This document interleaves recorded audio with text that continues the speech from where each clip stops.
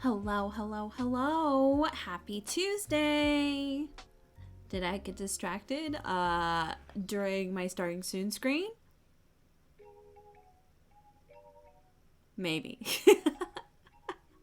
I'm telling you, I need to just get rid of the timer cuz I always end up late. Looking like I'm so late, but I'm not late. You're late.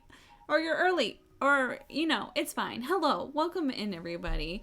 Also, thank you, Mr. Nullegs, for the resub. I'm going to play it. I was not actually eating dinner. I ate dinner way before stream today. I came home and we had leftover I think it's pork chop.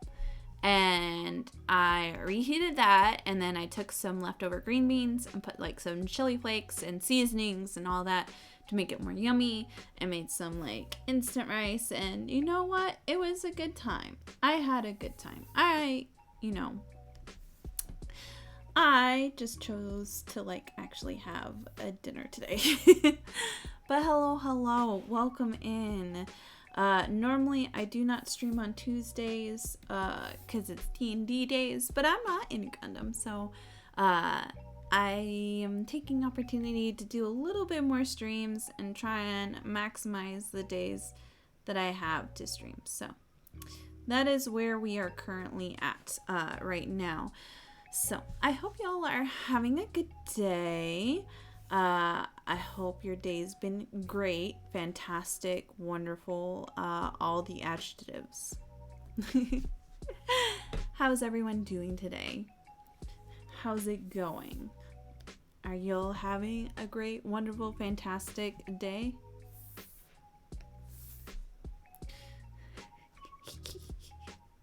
What do you mean trust issues? I have no idea what you're talking about. What would give you trust issues? I don't understand. You're watching such a wholesome and friendly anime. There's no way it would be giving you trust issues. That seems quite dramatic, don't you think?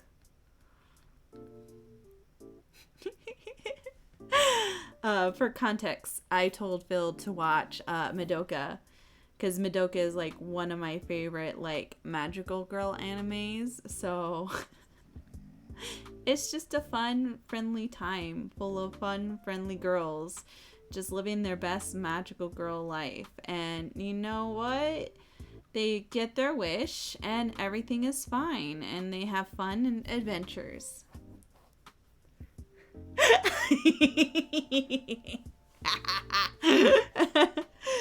Oh, Phil, that's what everybody was like.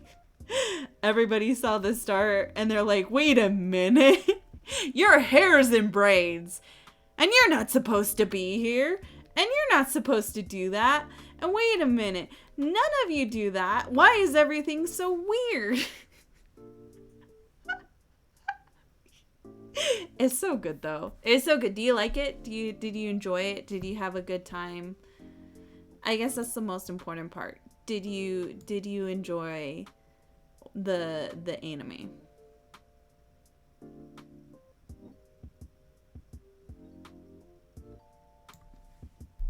You enjoyed your time. Okay. That's good. That's the important part. That's the most important part, is that you enjoy your time. So yeah, I always recommend Madoka. I always okay, so here's the thing. My favorite thing to do is I get an anime that I watch. And usually I watch it on my own because a lot of times I have trouble arranging time to watch new animes with people, or a lot of times they don't want to watch things unless they hear about it, right? So my favorite thing is to get an anime, watch it, let it emotionally devastate me, and then think, I should share this with my friends and then watch it emotionally devastate them. Uh-oh, Justin's gonna come close my door. I'm being too loud. Alright, doggos, you're gonna have to evacuate. Oh, he's not close to my door yet. He will soon. The movie ending was questionable to me. I saw QB at the end and immediately went like, nah, perfect ending. But you can see why Amy and Inu were like, huh, I wonder what they're gonna do for like the next series. Like how they're gonna play off of what's going on. I'm excited. We're not gonna get more news until 10th. Yes, hashtag Homura did nothing wrong. I am in total agreement with that. Hashtag Homura did nothing wrong. My poor traumatized baby. It's not my fault she lived the same timeline over and over and over again until she went crazy. You know, it happens. It happens when you watch your best friend die multiple times. Undetermined amount of times. She is literally the modern day Sisyphus? Yeah.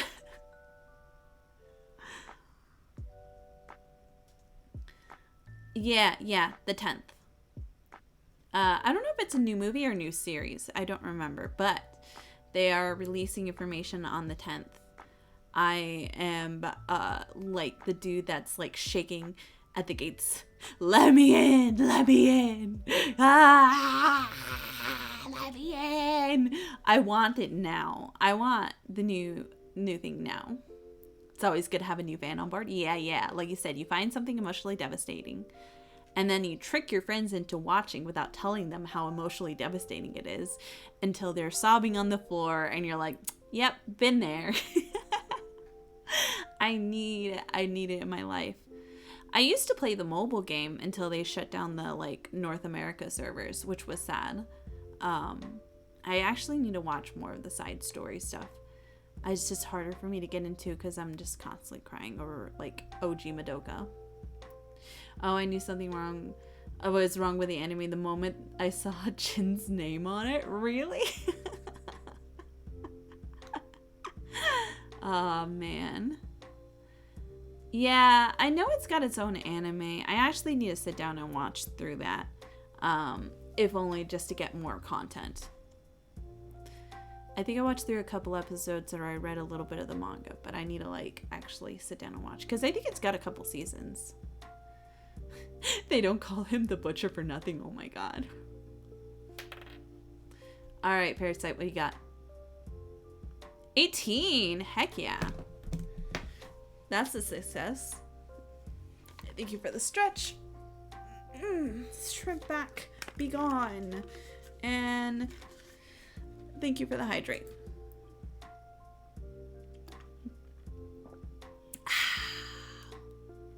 Appreciate it.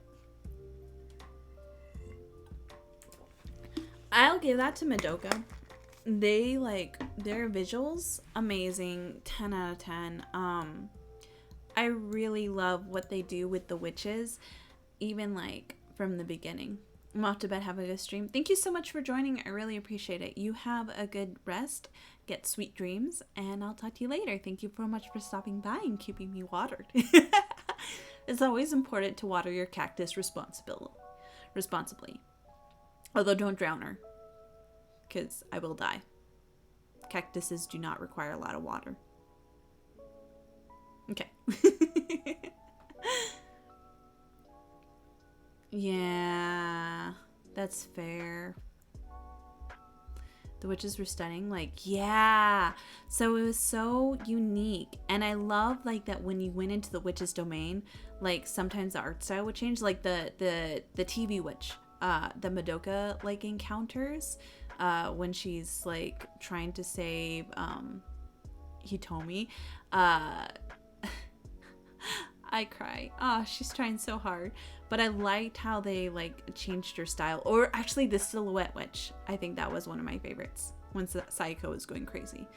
But all in all, like I love the way they do the witches. I love how like a lot of the witches have like what their wishes are kind of incorporated into their domains.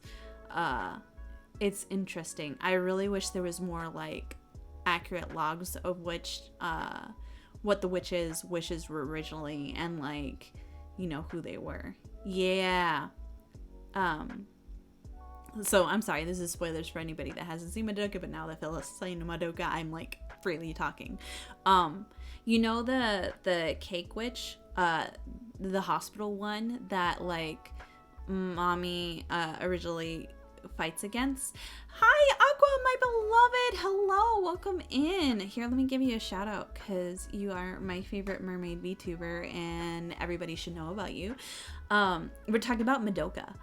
Yeah, Madoka's better trauma anime to show someone that the stuff my brother showed people. Yeah. Yeah. So the witch, I believe, that like is in the hospital, like when they were like in episode 3 or whatever. Cheese. I think like her lore is that she loves cheese, but her wish was to like, her mom was sick, so her wish was to have a cake for her mom. And then she fell into despair when she realized she could have wished to save her mom instead, or something like that. I may be butchering it. It's been a while since I've heard about it. Or maybe it's like been disproven, but yeah. That's what I heard about it. And that's why like there's cheese. That's why like there's medicine. That's why there's sweets and desserts and stuff like that. Yeah, her favorite cheese is mascarpone. It's so sad. Cheese. Yeah. So it's really, that makes me like want to know more about the other witches, and like when you look at their domains and like the little hints, you can probably piece together some of the things that they wish for, but I would love if there was like an actual guide. And I wonder, since like the new arc or movie or show or whatever is going to be Walpurgis Nacht, I wonder if we'll finally get more info about that witch. Because before Rebellion came out, I think everybody thought that witch was Homura. Witch's lore is so interesting to try and figure out. Yeah. Mommy is my older brother. Oh. Ooh. I think Multi originally liked Mommy and then she died. I think Kyoko is someone that is his favorite. My favorite is Homura. Homura and Madoka. Being a Mommy fan is rough. Understandable, accurate, yeah, fair. Oh my gosh, you guys, when we get to art, I'll show you like a cursed fan art that I did. Homura stand for the win? Yeah. I also heard when the third movie came out, they put Mommy on the ticket, and when they checked it, ripped off her necklace, and my jaw dropped. No, you don't understand. You don't understand the level. The years of Mommy jokes there are of people who made a fridge sticker so that when you open up the freezer, like, her head is off, or like people who have made like what else, like lighters and stuff like that. Like Mommy jokes have been an ongoing thing for a while now. Amazing. It's so good, it's so funny, it's so sad, it's like devastating, but I also find it's funny. I have a huge double Homura flag. Oh man. Well, you guys saw the background that I have on. You guys saw that the other day, where you guys saw my wallpaper background, and it is just Madoka and Homura. I think when we used to talk about the show with a friend, we would call it our miserable lesbians. I love watching miserable lesbians. Yeah, Maruhoma is so good. I have a Homura figurine, actually. I have a Homura figurine, and I think at an artist alley, I bought someone that made her soul gem. So I have those two. Maruhoma is so good. My miserable lesbians. They're like, okay, so it's wild to me, and the more I think about it, the more crazy I get, right? Like just barking all the time about them. I kind of like Sayaka, but then seeing when her friend says that she's about to make a move on her man, I began to realize the twist with the witches then. Yeah. Sayaka's sad, but she's not my favorite. Hibigurian's my painting and a keychain. Hell yeah, that's so cool. Homura's my favorite, but I also like Sayaka. She's a little bit. She really is. She really is. Nah, Homura, Madoka. I think my next one would be probably Kyoka, because I feel so bad for Kyoka, and I love like her arc as well. Yeah. Yeah, I could see that. I think Sayaka, like, it depends. Some people really dig her. I think you either really dig her or you, like, don't really like her so much. Yeah! And the music and, oh, God. Magical, I always like the blue ones. Yeah. Poor Sayaka. Everybody but Sayaka. Aw, that's okay. They're signaling she was gonna die due to unrequited love from the start. God. Sayaka suffered from ideals. I, like, not only the unrequited love, but, like, her ideal of, like, wanting to be a hero was what doomed her from the start. And a part of that was, like, to kind of, like, cover up the fact that she was hurting over the fact of, like, what was going on with Kyosuke. Because, like, from the beginning, Mommy's like, you can't have boyfriends or, like, you know, relationships, and it's lonely, but, you know, but Sayaka always, like, looked up to, like, Mommy's idealism, and, like, she was trying to follow in Mommy's footsteps, and of course, like, Kyuubi's, like, twisting it, right? So, like, she was doomed from that, like, I need to be a hero, and then the more that she found out about what was going on with the situation, the more it was really struggling with those ideals. And then the fact that, like, it's, yeah, she held herself to an impossible ideal, like, this shining, like, you know, reality. So it's like the expectation versus reality. Yeah. Where she had this thing where she was like, oh, she's not going to give him a lot of power like, say, Madoka is. But because she is also kind of tied to Madoka, she does have more potential. In fact, I think that's why, like, initially, Sayaka was not a magical girl. She didn't have that potential. But I think the more she got tied to Madoka, and the more, like, Homura fucked with the timeline, the more, like, potential she got, and the more, like, dividends she got. And so, like, it was always destined that she was going to turn into, like, a witch right away as well. But, like, she had that ideal, and then, like, when things kept challenging her ideal, like, oh, her best friend is going to go after the guy that she really likes, or, oh, like, I'm trying to be this hero, but I'm tired, and, like, not all the magical girls are heroes like Mommy, and everybody's kind of fucked up for their own, like, skin, and it's not this camaraderie and, like, heroic like thing that I thought it was, and they're telling me I have to let people die, and now that, like, I'm pushing myself, now I'm hearing, like, how ugly the world is, and, like, hearing these guys talk about their girlfriend, like, so their girls so, like, like, so badly, like, what am I doing this for? So, like, she's tragic. She's very tragic. But I also fall for the tragedy that is Madoka and Homura, because, like, I don't know, like, with Homura, if you look at her wish, right? Yeah, Sayaka was naive. Sayaka was very naive. If you look at Homura's wish, her wish is, I want to be strong enough to protect Madoka. And I think that's what leads to so much of, like, this weird power scaling, and leads into, like, the movie too, because, like, as Madoka became, like, god tier, then Homura's wish is not being fulfilled, because Homura wants to be, like, Homura's wish can be interpreted as being stronger than Madoka, right? Because I want to be the one to save her. I want to be the one, like, strong enough to be the one to stand by her side and save her, or whatever. And so, like, it makes sense that that power scale would be there, especially with Kyuubi's interference, to make her, like, you know, the double, the counterpart to, like, Madoka's like godliness so that they could be on the same power scale. But I think they're just going to be constantly looping around each other with that.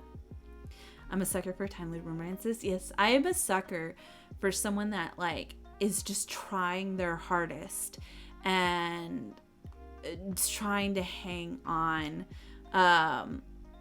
despite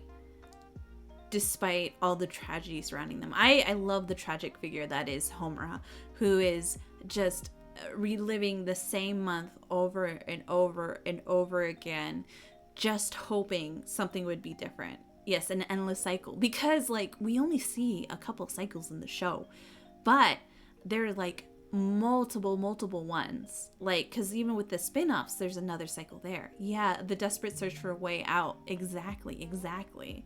Like she is just continuously trying to change something that fate is not letting be changed. Yeah, and her devotion is getting twisted into something darker because she is trying so hard just for her precious person. And I like the thing about it is that we watch the series, and then when you rewatch it, it's like tragic because all of the things that Madoka says to Homura just dig that knife in deeper. Like the whole like, Homura, I'll never forget you, never ever. And Homura's like, but you already did. You already did. And I have to like pretend like you didn't. And you've changed and I've changed, but I'm still doing my best to save the one person that is precious to me. And originally she wanted to save them all. Like originally she was like, I'm gonna help the mommy, I'm gonna help Sayaka, I'm gonna like, even though Sayaka was like a later edition, like I'm gonna help them, I want to save them. And then eventually she decided, you know what? Fuck them. Like, even if I help them, it just ends up screwing me over. And the only one I really care about, the only one that I can let myself care about is Madoka. Because if I keep trying to do this, then it's just either mommy goes crazy and kills everybody, or like Sayaka turns into a witch and kills everybody. Like, it's just hopeless. In a legit timeline, there's a bar run by Homura to act as a rest. Yeah. Homura Tamura is so funny. Yeah. So, oh my gosh. Again, I can just go crazy over Madoka. And every 6 months or so, I slip back into Madoka phase and like rewatch the entire series and cry. I love them so much. I love my miserable lesbians so much. I almost read fan fiction for them, I'm not gonna lie. Man. Maybe I should draw some fan art of that. It's been a while. They're good miserable lesbians. Yeah. Ooh, Denna's good. There's a timeline where instead of making contract Kyuubi, Madoka makes a contract with the devil. Interesting. Oh, yeah. You gotta continue suffering. If you want one, it's not as good, but also kind of suffering. Yuka Yona is a hero is another one that's also kind of miserable lesbians. So, that's I think I watched that one on Netflix. It's not like Madoka level, but it is pretty good. Oh, man. Yuki Yona. Thank you. Yuki Yuna. Yes. I mean, it's a hard bar because, like, Madoka, but I do really love Yuki Yuna. Yuki Yuna also had excellent miserable lesbians.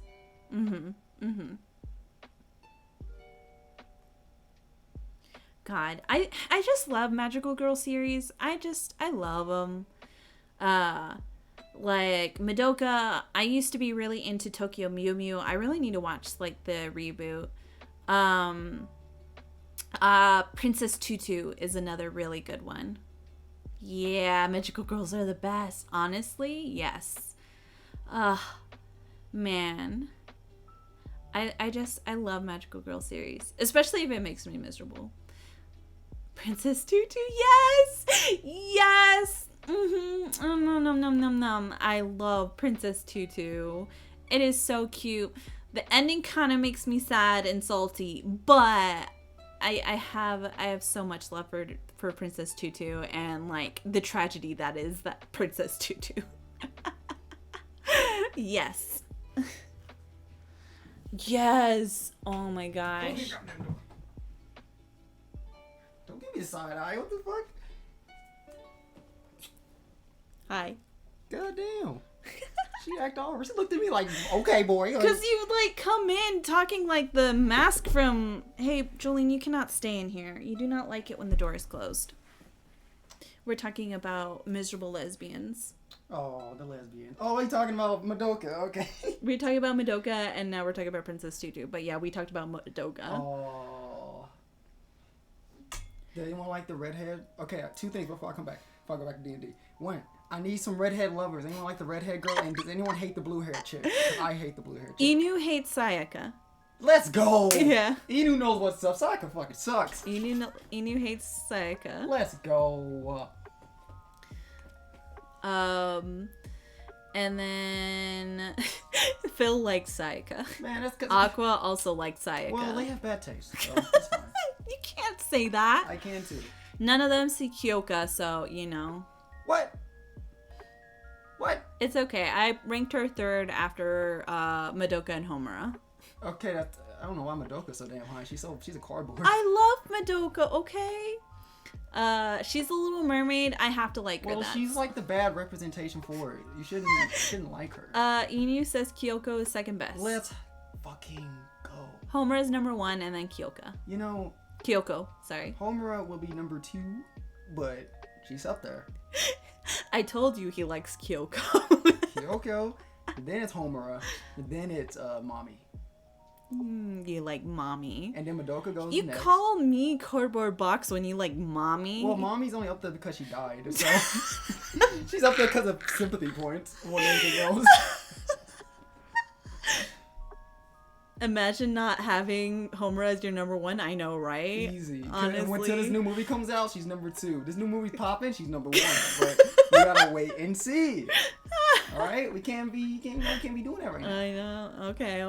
Well, Plus, Mommy's fight in the movie is pretty damn cool. So come on. Now. Oh, the mommy fight in the That movie was good. really good. The mommy versus Homura That was so good. in the movie, chef's kiss. Which, you know, I would say that the person I told teachers before that they said that Mommy's like the strongest out of the group. She's actually the strongest because she had the most experience. Ah, that is true. So that's how she was able to keep up with Yeah. Homura so well. Yeah, because she's been a magical girl for a while. Yeah. Mm-hmm. But yeah. All right, I'm gonna go back. All right. Get Jolene out of here because otherwise Both the dogs she's... are in here. Come on. Let's go. God damn it. We're going for a walk. Not really. Don't lie to them. Oh my god, he lied to them. They're gonna cry now. Anyways, I'll have to check out that series you recommended, Inu. Selector Wick Socks. Okay. I love me a good magical girl series.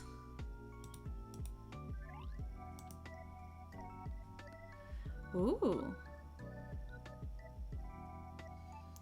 I didn't really like the redheaded Madoka. Her story was nice, but I don't like red magical girls. We cross. Okay. Based on a card game. Ooh. Interesting.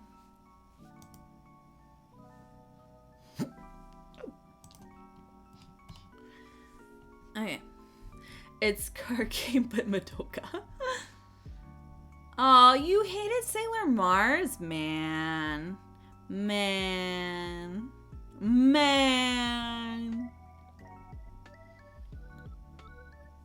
I never really got as much into Sailor Moon as I did a lot of the other magical girl animes. I have watched it, but I didn't get it as much as like the other ones. I don't vibe with Mars. Listen, she's an awakening for a lot of young people.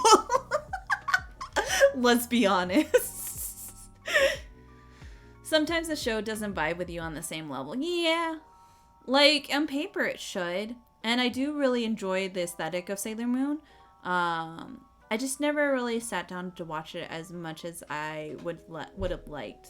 Again, like when I got into magical girls, it was more like Princess Tutu and Madoka and Tokyo Mew Mew. Tokyo Mew Mew. Actually, my childhood was a lot of Tokyo Mew Mew. But only the sub because the dub was garbage. Moon and Venus being my favorite sunshine. Yeah. Yeah. Tokyo Mew Mew. Tokyo Mew Mew had my heart. I remember binging and watching like the original anime. Oh man, I loved it so much. It was very good. Again, only the sub. The dub, god awful. I could tell you a lot of my childhood OCs were magical girls with like animal ears. I'm gonna be honest. It was so good. Yeah, same. I need to finish the remake. Magical girl genre is very interesting as a genre I'm new to. Yeah, there's a lot of really good ones. And then I think after Madoka, everybody like started doing more of that like dark twist to it. I didn't heard about Tokyo Mew Mew until I met my brother's fiance. Yeah, but it's so good. It's so good. It's so cute. It was simple but very cute. God. The toxic ship that was like Ichigo and Kishu though. But I ate that shit up as a kid. There are too many. Yeah. I think people overdid it. Oh my god. Dora. Aqua knows what I'm talking about.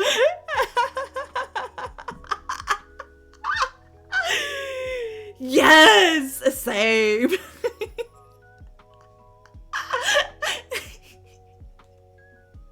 Looking back, I'm like, ugh. But like, back in the day, I was so invested. Yeah, fighting Foodons. Ooh. Mew Mew used to be a 4Kids thing, and I remember watching one episode of the dub and being angry. I'm like, why the fuck is her name Zoe? Why is she talking like that?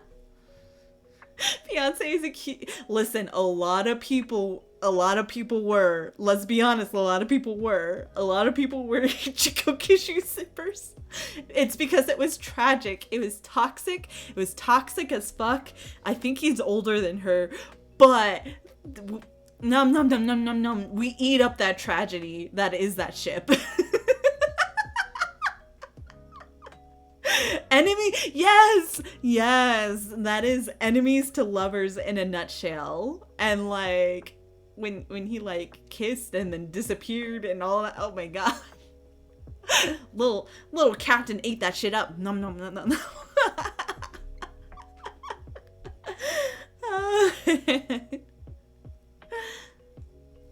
All right, I'm gonna switch to my art screen before like Twitch yells at me for being so long on my gaming stream. But we're not ending this. We're gonna continue talking about this shit. Hold on.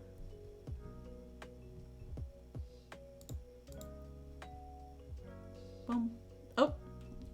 Oh, but ha. Yes.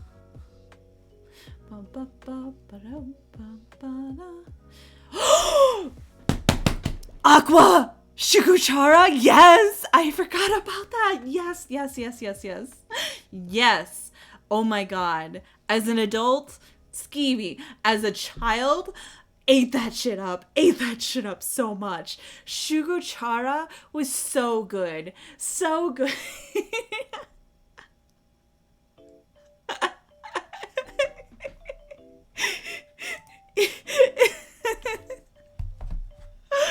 Oh man.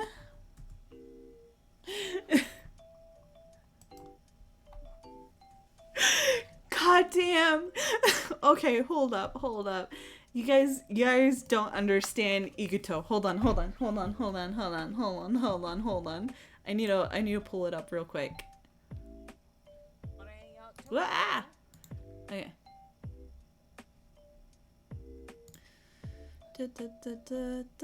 Hold on. I need you guys to see this cat boy. Hold on.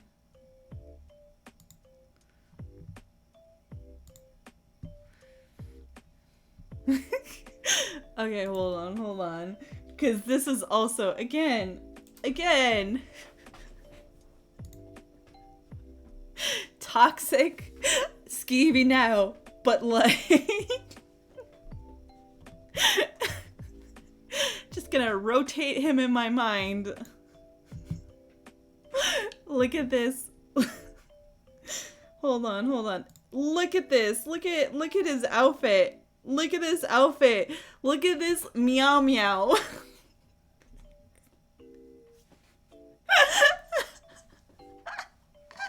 I wanted to date him so bad when I was 12. This mid 2000s emo, like this was peak. This is peak, like mid early 2000s anime aesthetic. It's like the like tight clothing, the weird like ribbons of things, the crosses, the holy crosses that for some reason like most anime aesthetics had, like this design was peak. This is peak anime. This was peak anime. Oh my gosh. Also, what was your tea, Phil? I'm so sorry for tearing it. God. Did I do the manga or did I do the anime? I might have done either. I don't know. Cause like everybody thought the ship was gonna be like the age appropriate guy. But let's be honest, everyone wanted the dark emo boy. Look at it. Peak anime. I can't believe this man had my friend group in a chokehold, right? Oh god. Shugachara though. It's cause he's precious little meow meow. Oh, I thought you had like tea, like cheese made like hot goss tea. The internet has ruined me. God damn. Okay, alright. This is like... God. Alright,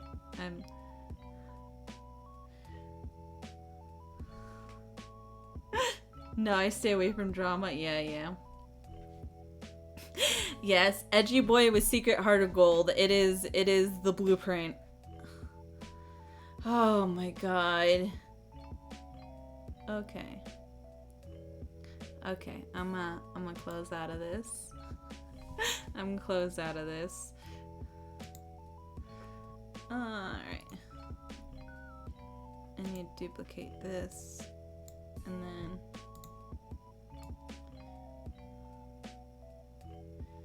I have to figure out where I want to put this pendant, but I'm just gonna duplicate it because I don't feel like drawing it twice. Okay, I highly doubt that, Aqua, considering the amount of men that you have, like, Aqua, like, trips and the amount of, like, anime that men that spill out of her wallet.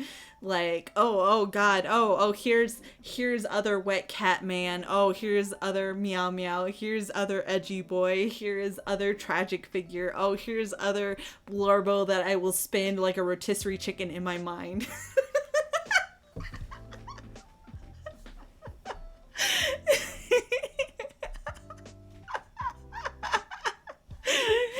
I could actually be a normal girl if not for Ikuto. He cursed me. I'll never forgive him. I want to believe I could be normal. Damn, just call her. No, Aqua, I only say that because it's the same for me. It's not my fault. I can't fit all these boys in my pocket. When I finish my commissions, Aqua, I'm gonna draw you as the Pepe, like, on the floor with the, like, with the lunch that's scattered, but instead it's just gonna be anime boys. Yuta, yeah. I should have known you would fall for Yuta. Gojo is still my number one, but I should have known you'd fall for Yuta. I just want to be his ghost girl.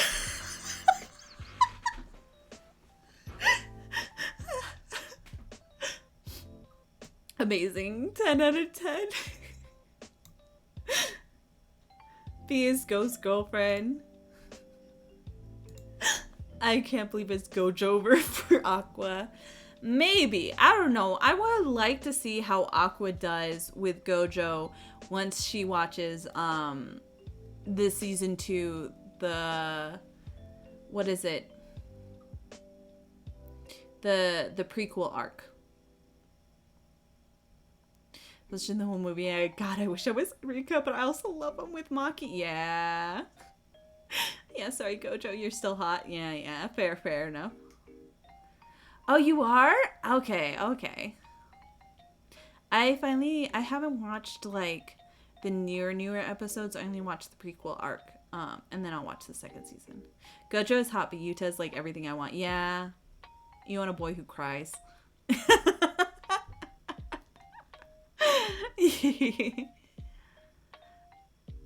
Amazing. 10 out of 10. I'm not being very productive tonight. Maki. He's a good boy, but there's violence inside him. And yeah, the crying. Yeah.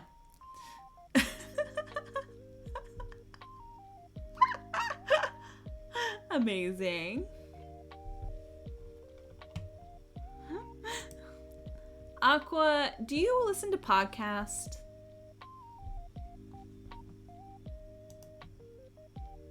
I'm curious. You do. I need you to listen to the Magnus Archives. I'm trying to get I think Iris said she would listen to it too, but I need you to listen to the Magnus Archives. Like, the first season's a little rough. But like when things start to happen, it's a horror, so I don't know how well you do with horror. Yeah, it's a horror and, like, you know, podcast, but it's not too bad depending on, like, what your, like, fears are. Yeah. But, like, when it gets towards the end, because, like, eventually it's like it's like one of those shows where, like, things start to become connected, right? And then, like, it's one of those things, like, when you listen to it a second time, like, a lot of things make more sense. But I think you'll enjoy it. The main character, John, like, I rotate him in my head like a rotisserie chicken. Like, he's my precious little Blorbo. But I know a lot of people also, like, do that with Martin, which is another character on it. But, like, yes, I would say listen to it.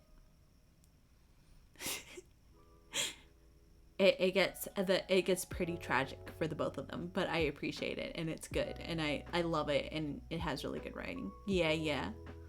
But John is someone that I rotate in my head, and I know a lot of people do that with Martin. And again, beginning is a little, like, disjointed, but once they pick up steam, oh boy, does it get really good.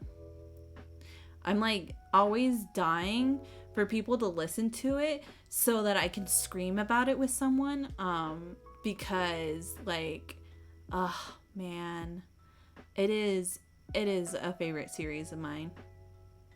Yes. I'm almost tempted to do a stream where I do art, and instead of doing songs, we just, like, play podcast. Because that, and what's another one I really enjoyed? Wolf 359. Wolf 359 is more sci-fi and space, but that one's also really good. Yeah, I think it would be fun. I think I could do it with the Magnus Archives, because the Magnus Archives is under a Creative Commons license. So long as I credit it, I think I should be in the clear for it, you know? Yes. Yes. Okay, let me turn off the music playing, because we're still in Spotify land.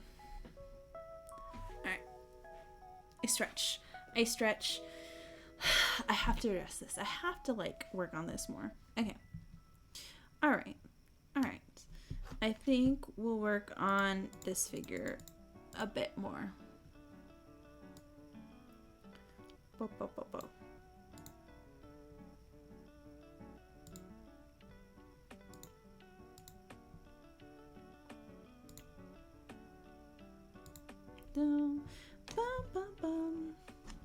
Alright, an hour later, we're finally getting to the art. I will scream about, like, anime at any time. Adia, hello! Welcome in. how's it going? How's it going? We were talking about like magical girl animes, which led us into a deep discussion about like Shugo-chara and like Tokyo Mew Mew and Princess Tutu and Madoka and everything. So it's been a time. I got very distracted. All right. I think.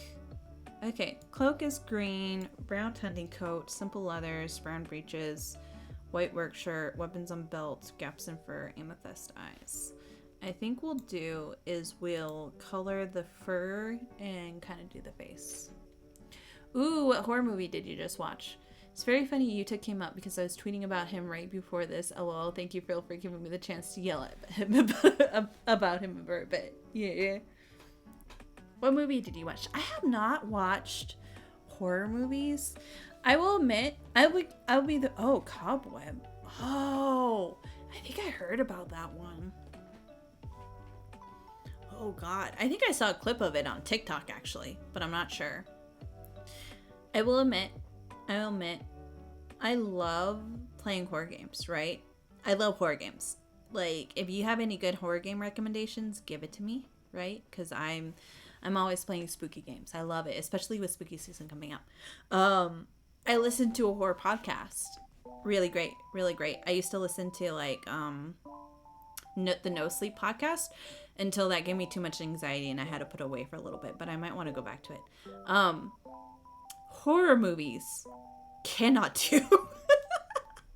I can read a horror book. I can play a horror video game. I can like listen to the podcast, but something about watching it in a movie form, I cannot do. I'm a big baby. Oh, yeah, that's just asking for it to die in the water. I heard people like really liked Talk to Me. That one was a really good one. Okay, this is what I do when it comes to horror movies. I go to like Ending Explained or like other like YouTubers that just explain the synopsis of the movie so I don't have to watch it, but I'm still intrigued about what it's about. I cheat.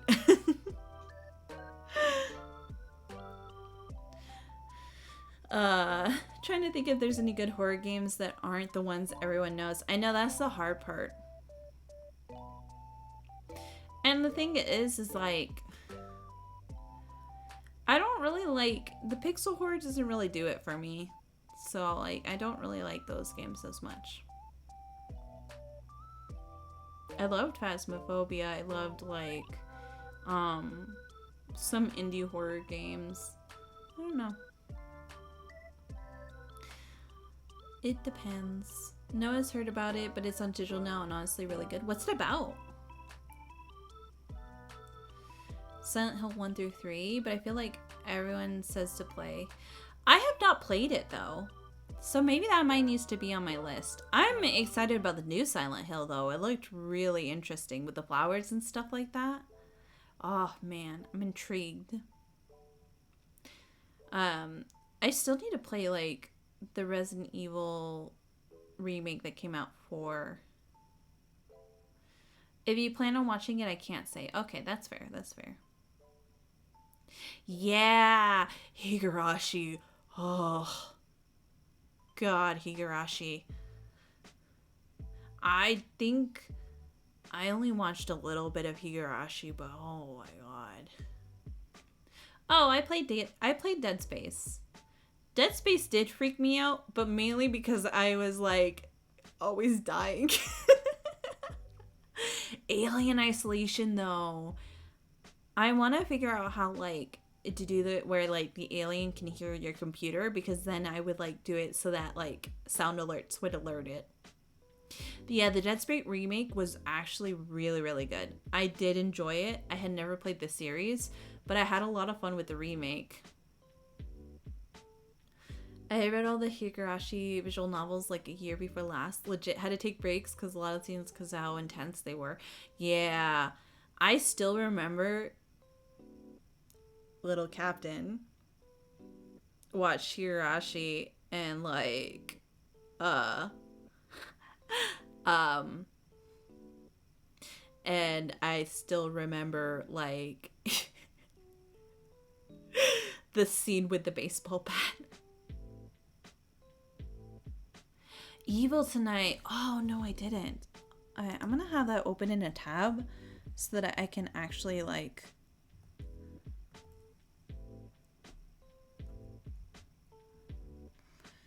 Evil Tonight. It's a survival game. Oh. Oh yeah. I'll have to check that out. Again, pixel horror just doesn't have the same effect for me. But I might have to try it. I remember you talking about that. I need to wish listed, I think. Bum, bum. It's pixel, but top-down survival horror, like games like RE. Okay. Umineko also had really good elements, even though it's more focused on the mystery than Higurashi was. There was a series of time where like little oh, I remember Umineko. Okay. Where I remember I would read like horror manga.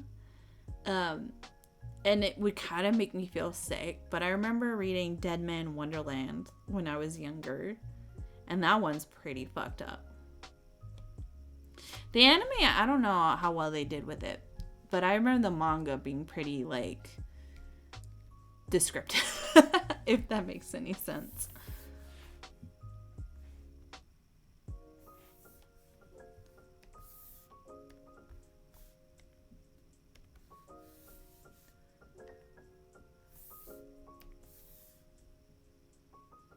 The anime ended terribly? Yeah.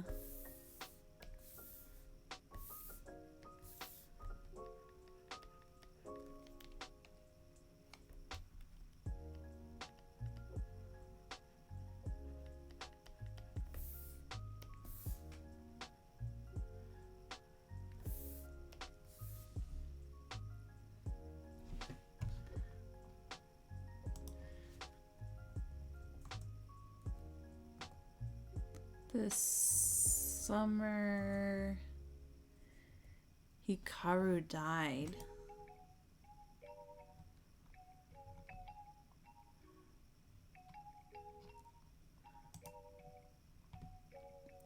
Oh, god damn. I'm looking at the images on Google and oh man.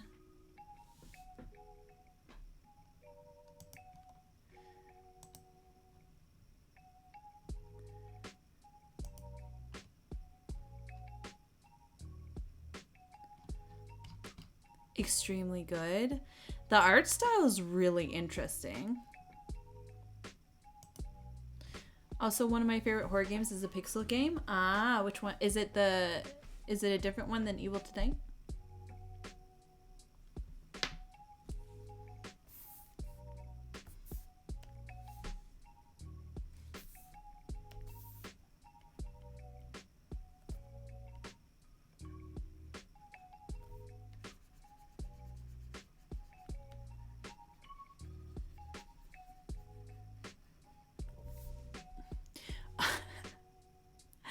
Oh, that is true. Okay, I have played Corpse Party. That is a freaky game.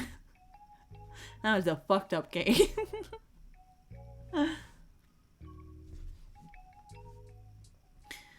I don't like a lot of gore though. I'll be honest, when it comes to like horror games and horror things, I'm not a gore fan. Maybe it's because like I deal with like I've seen so much like blood and other stuff like or like wounds that like it more grosses me out and it's not really my vibe. I rather like a creeping horror, you know? Like a suspenseful like what is around the corner or like instead of relying on like oh look how fucked up this person got cuz half of their face is melted off or something like that. It's basically that a boy whose friend goes into the mountain and dies. Something comes back pretending to be him, and the main character decides to just try and protect whatever this creature is because he wants his friend. Oh, that's so tragic. Oh, that sounds really good.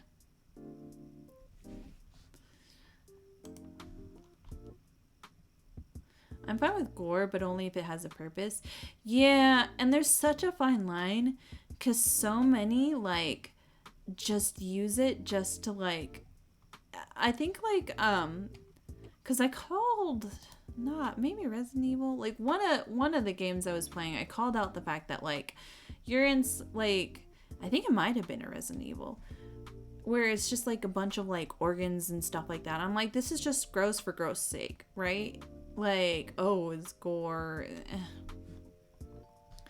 So, like, yeah, I've just never been a big gore fan. It just makes me, like, uncomfortable and a little sick. And I just, like, I think it's just an easy, like, unsettling tactic. Again, I like the horror that kind of creeps on you, you know? Like what could be around the corner, what's waiting for you, you know? But I think also the reason why I do better with like horror video games than I do with like horror movies and with like other stuff is there a sense of control that I get. Because like with a horror movie, at least like I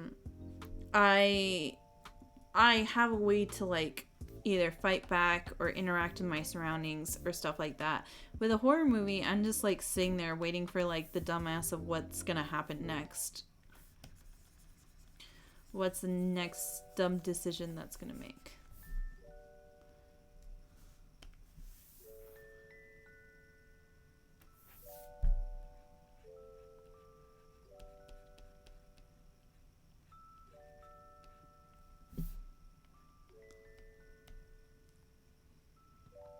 Yeah, it's hard when you don't feel like you can influence what's happening at all.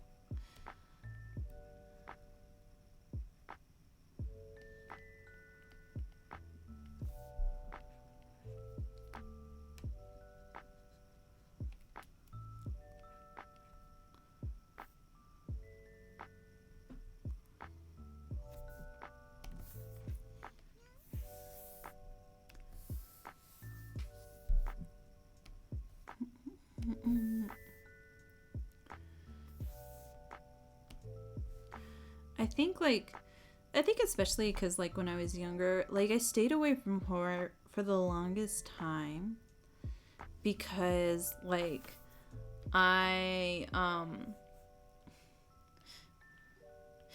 I used to get nightmares from it real bad.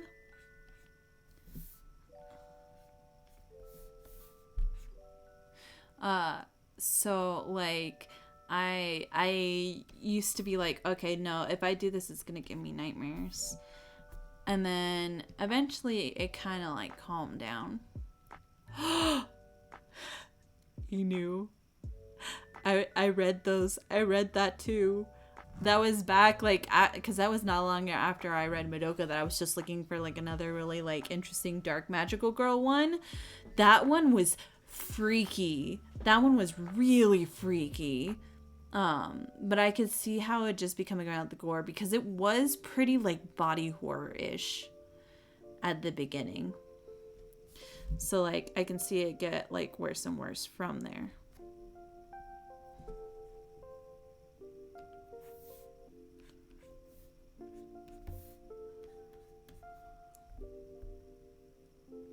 Yeah.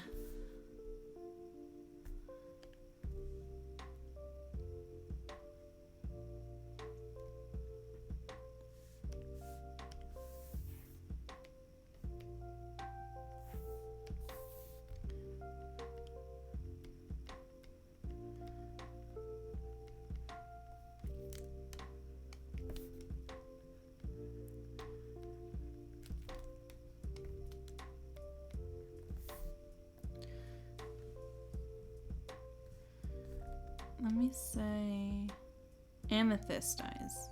Okay, I think that's somewhat of an amethyst.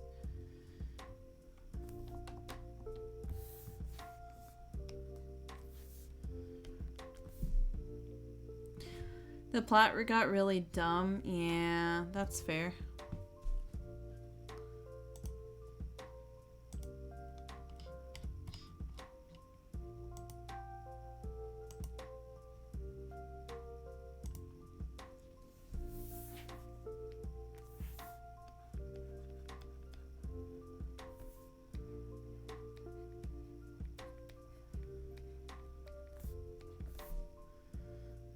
Good Horror Recommend School Live.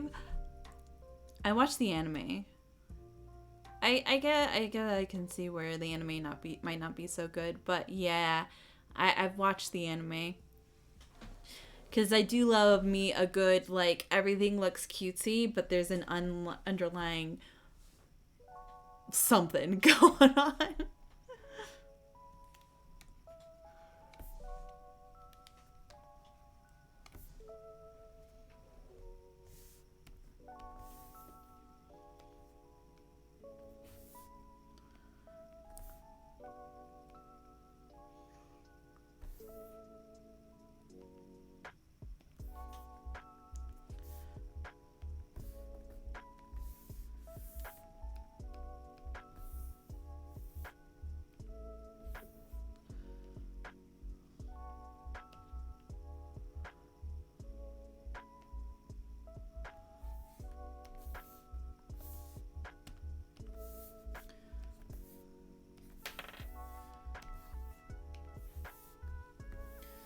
Never! 11!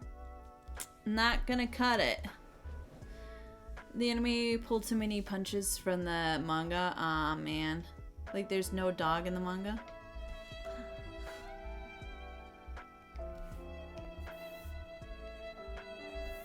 Sorry, never.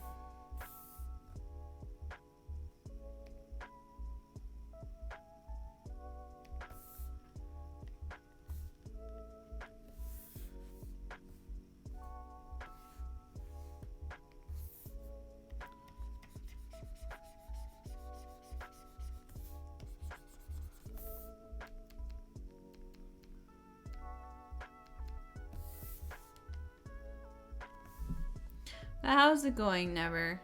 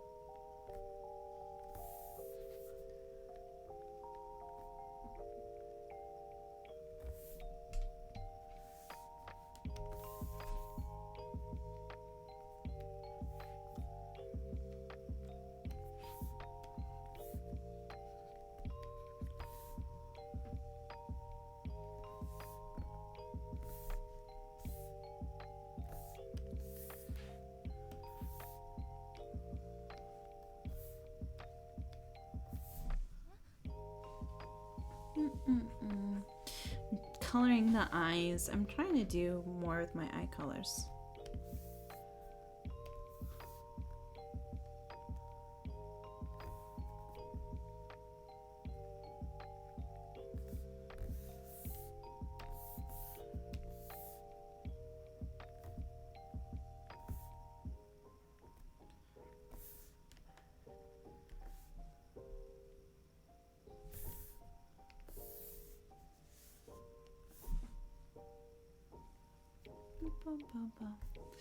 In the manga, they use the dog as an example of having to deal with Yuki's condition, because when she finds it's been bitten, and the rest of the girls have to get rid of him while dealing with... Oh, no. Not the dog. Damn. That's rough.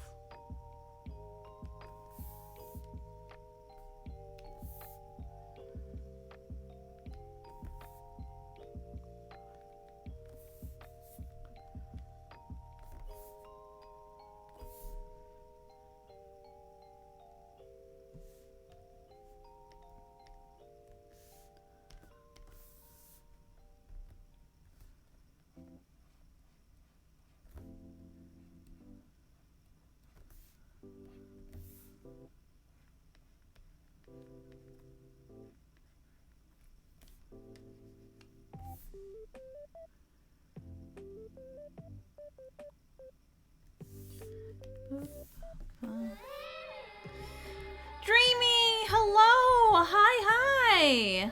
How's it going? Hi, Dreamy. Hi. Hi. I hope you're having a good Tuesday night. We're working on some commissions and we were talking about magical girls and then it devolved into horror. So, you know, usual.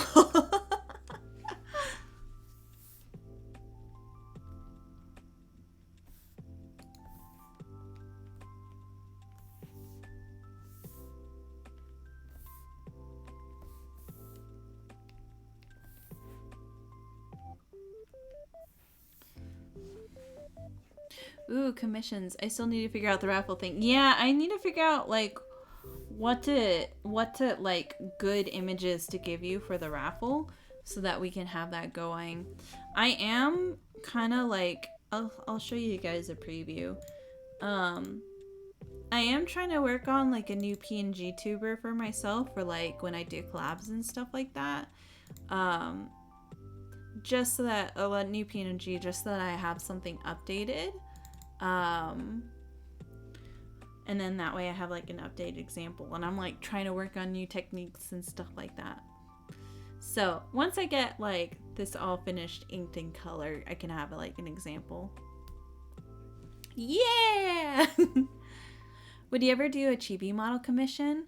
Maybe. Chibi, that's ooh. Maybe. I am interested in making a new child. I'm a little worried though, like what if I'm not good enough? But I might consider it. But only art maybe? Yeah. Yeah, that wouldn't be too bad. I'm always worried. That's my secret.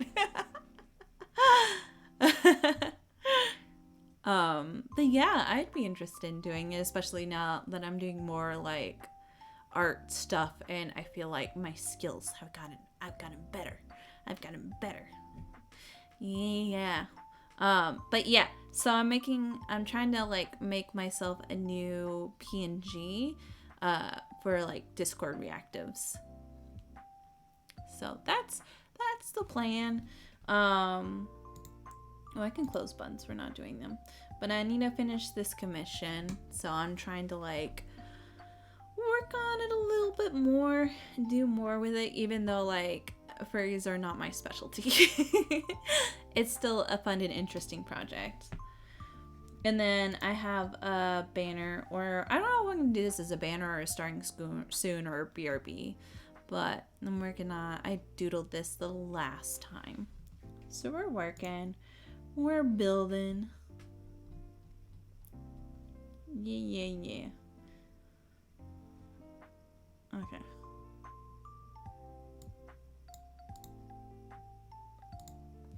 But how are you doing today, Dreamy?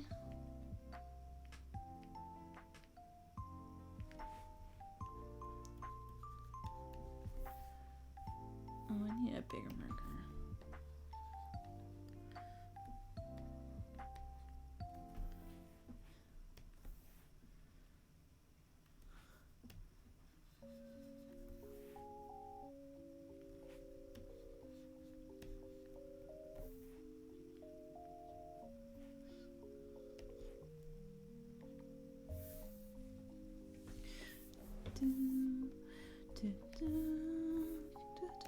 We're doing chill vibes tonight.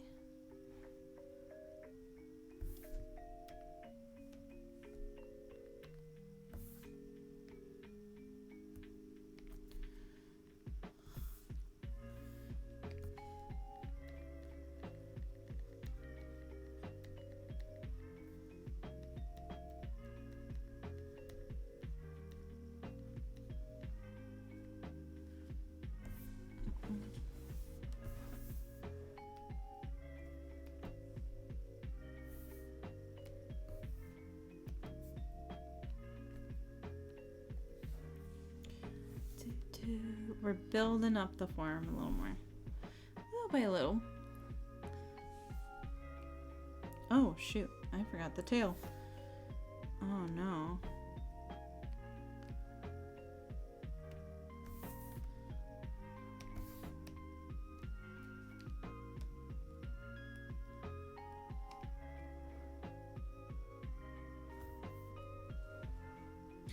Doggo. It's supposed to be an Arctic fox, but close enough. Hi, Ash. How's it going?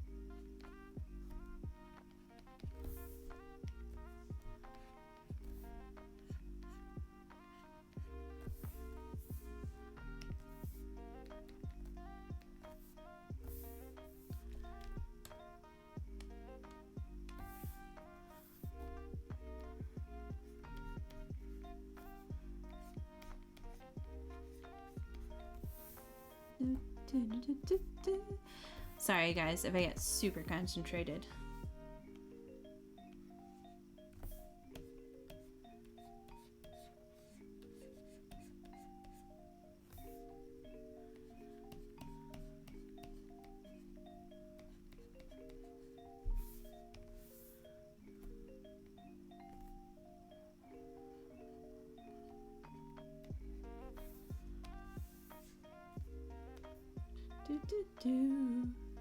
Floof is floof, it doesn't matter which floof. That is true.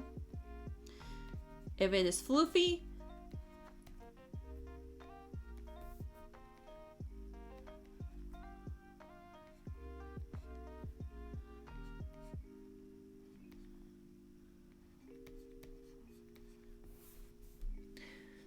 yeah, cozy. I have like a blanket set that I just never use because I never remember to. Maybe we'll get cozy. We'll get cozy tonight.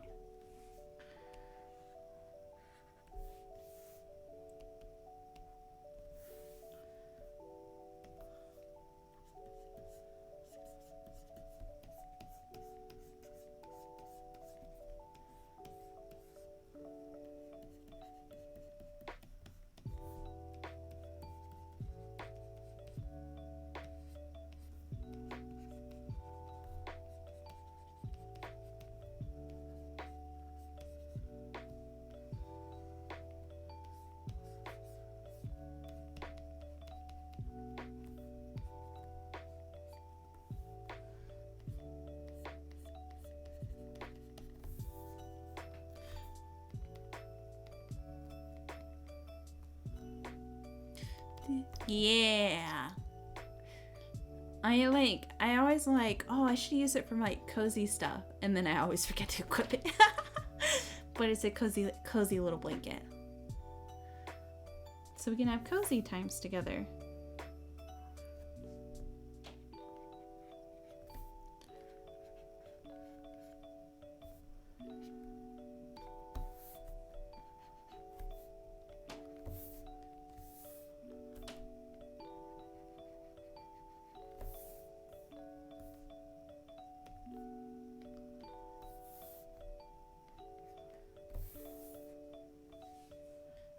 Oops.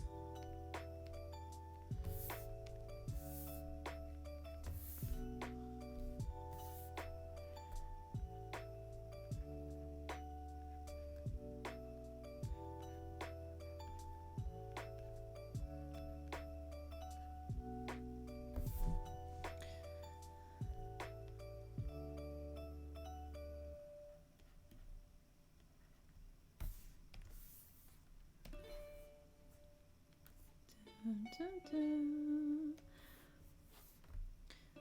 My like Spotify DJ gets so confused because we've done like I've done so many like lo-fi like beats as like my like starting soon and during the some of the art scenes are like talk just chatting and stuff like that. So it's like we hear you listen to a lot of crowny lo-fi. Here's more, and I'm like, no, it's a specific occasion thing, please, DJ. I want to hear something else. I promise this is not all I listen to.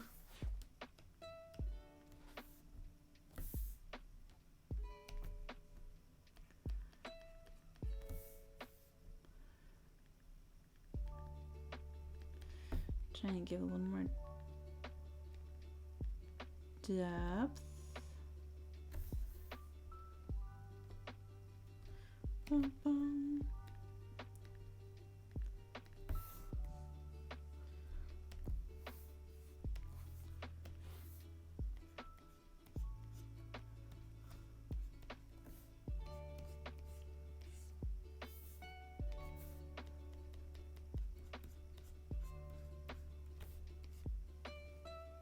Lo-fi only.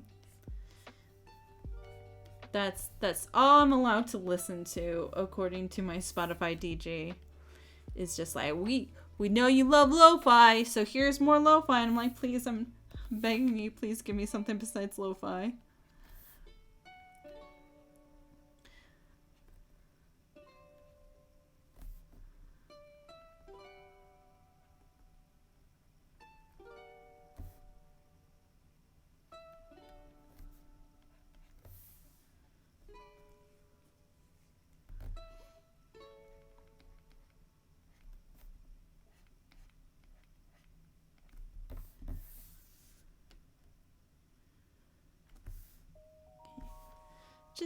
Just to give a little more note.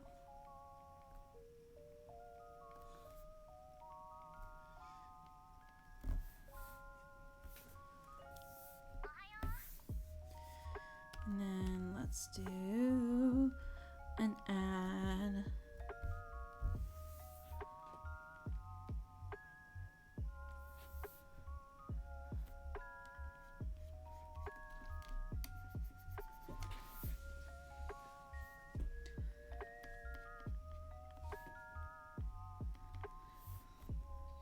Just to add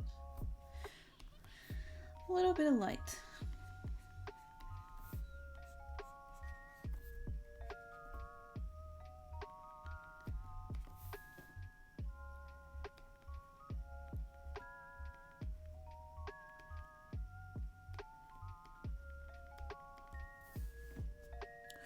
Do, do, do, do.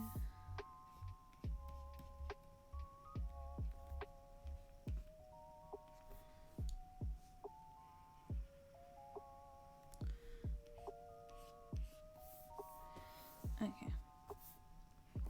Just give a little bit of light to it. And what I think we're gonna do too is we're gonna blur, Gaussian blur a little bit because I don't want it to be strong. I want it to be kind of like a glow, right? Yes. And I might end up leaving it like in the end. I'm gonna like also decrease the opacity a little bit, just a little bit. Just so we get more of a fur thing. Boo! Ah! Hello, Z. How's it going?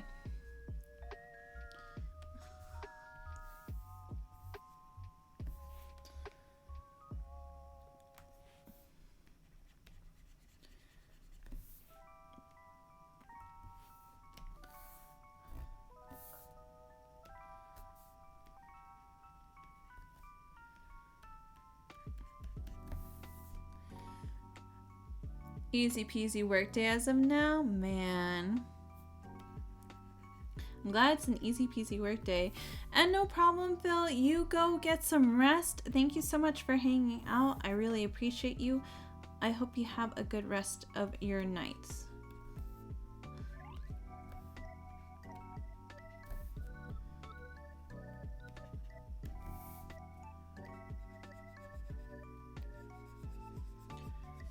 is this not affecting this? Oh, I forgot the hand.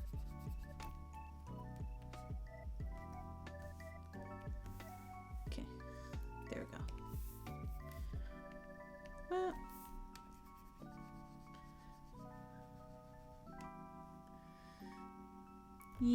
Well, y'all have a wonderful day / night and have a good stream. Yeah, thank you so much.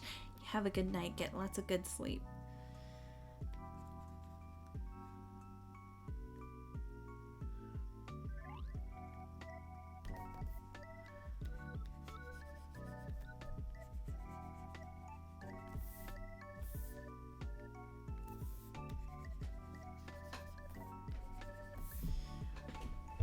And then maybe a little bit more of a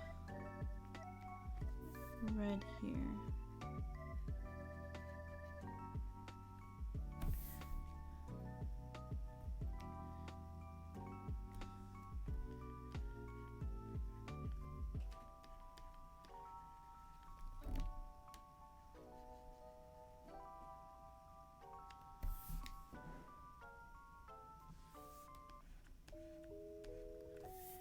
Alright.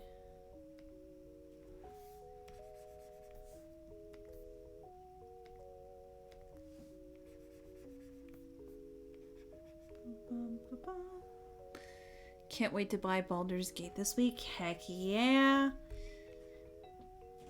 Do you know what, like, class or character you're gonna play?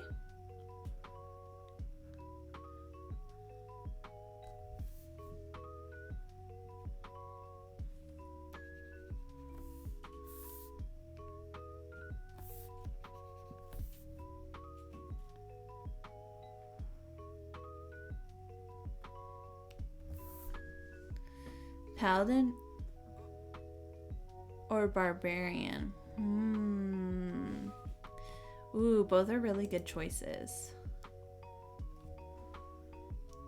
I played a monk because I felt like it was because I made a character that was like kind of similar to a character I had played before. And it's been a lot of fun.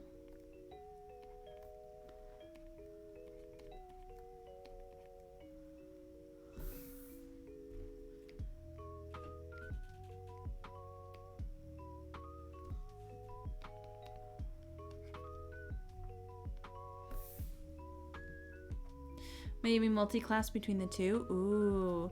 That way you can have the rage and the smites.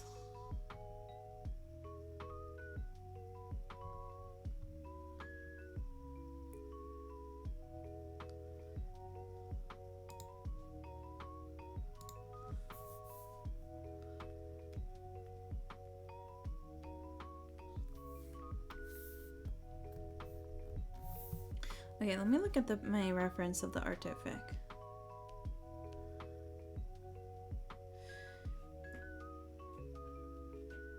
So I don't think Arctic foxes actually have pink in the center, although it looks like there's some black on the outline of the ears. So I think we'll do that. Can I play as a bunny in Baldur's Gate? I don't think there's a bunny option, I'm gonna be honest with you. Ah, man, that'd be pretty cool if you could. You could play as a druid and then transform into a bunny, maybe.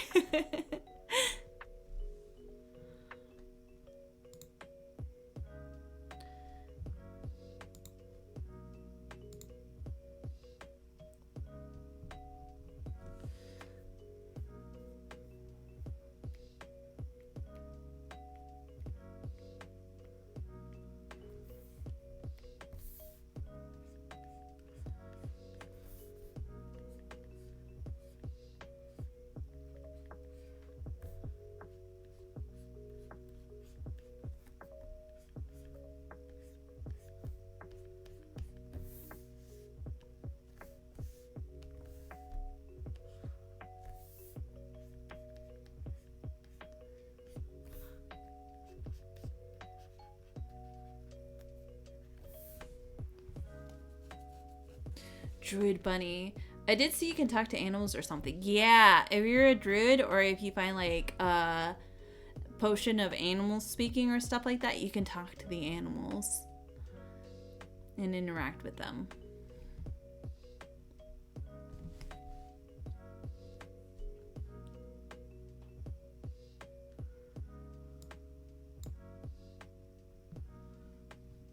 Okay, this is being built up pretty good. This is being built up pretty good.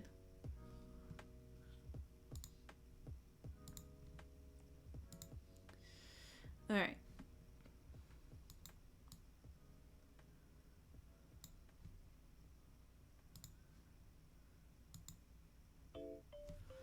I believe it is a green cloak. Let me see. Green cloak, yeah.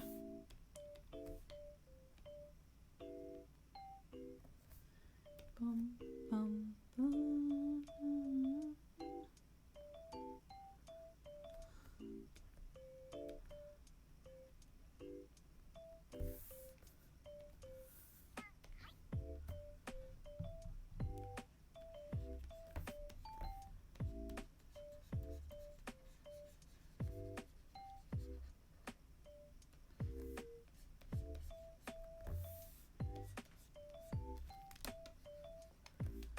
Bum, bum, bum.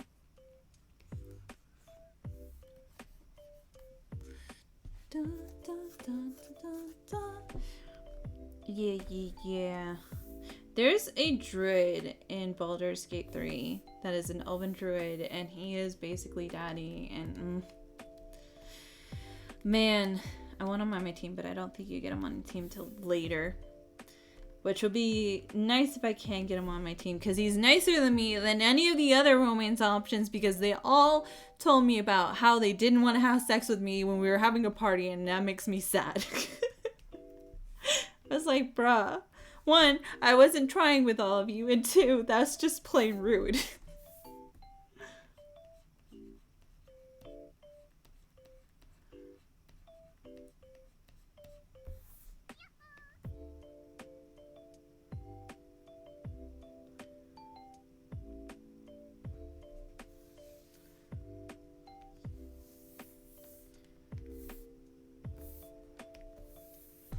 I love the company coming out to say that the intense romance was a bug. Yeah, with Gale, like his intense romance was not meant to be so intense. He wasn't supposed to be so desperate. And it was very ouch. And I felt it was very unnecessary game.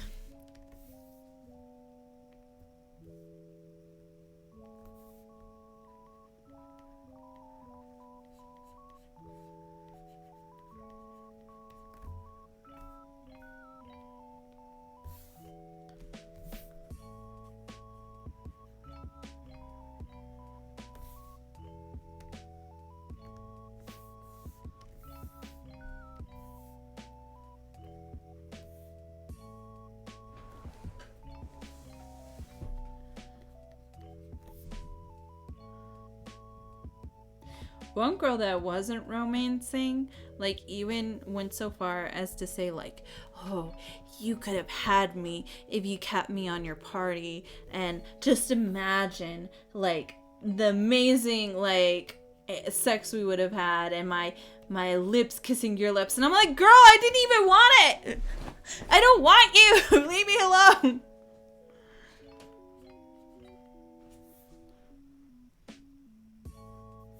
I'll do the darker. It's okay.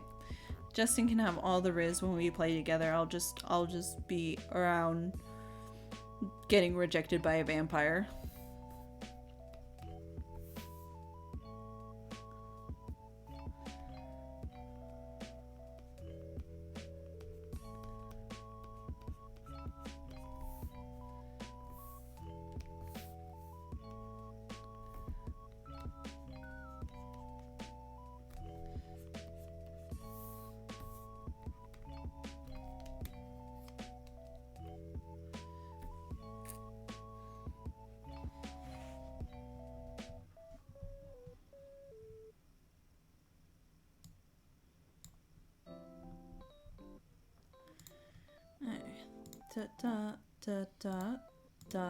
And multiply.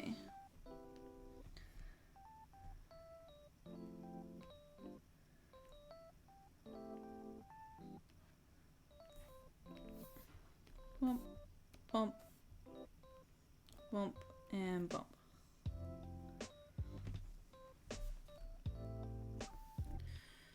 Do, do, do, do, do, do.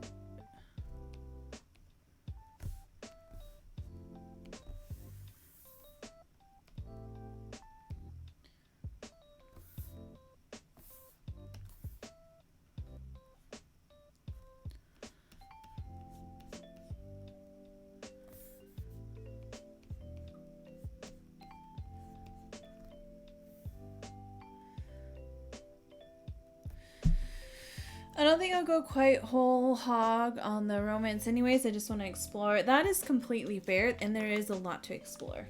Alright, I'm gonna get my little cup in my hands, I think. You can't see it because it's behind. Here, hold on. I'll take off my blanket. Okay, hold on.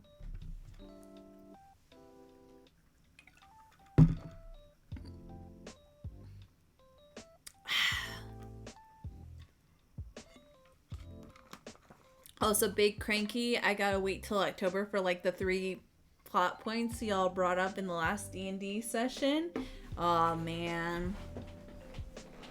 Listen, I don't know like quite how like chaotic, not chaotic.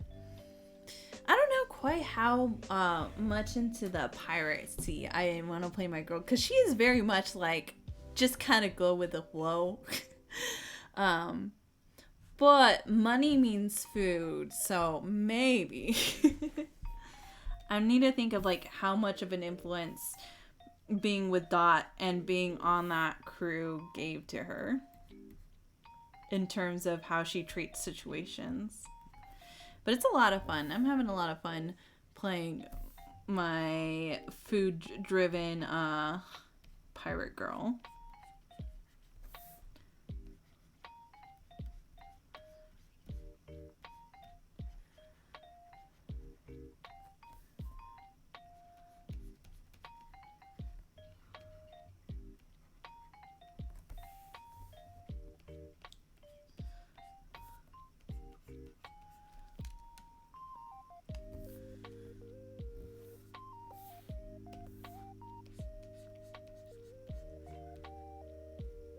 This was a very short this was a very short session, so I'm not surprised. Haha.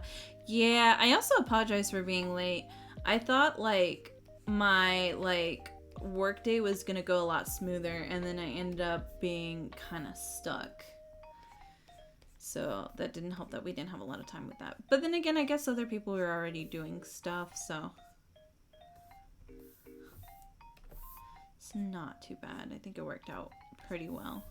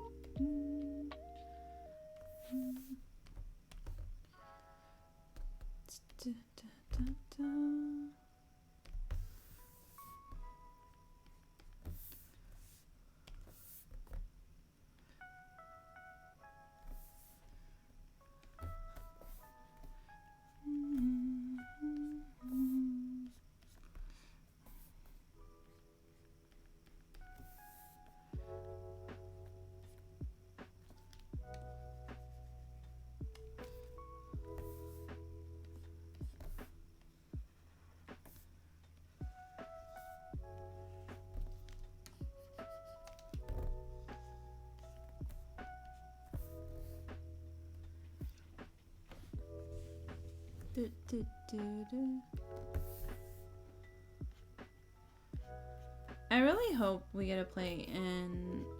There's an off-stream campaign that I play in where I play a barbarian.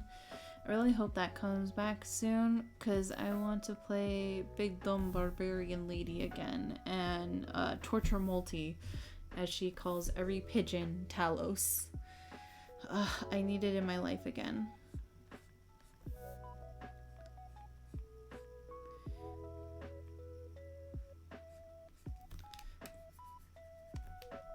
At least I have my fake girlies later on this week. So I have something to look forward to.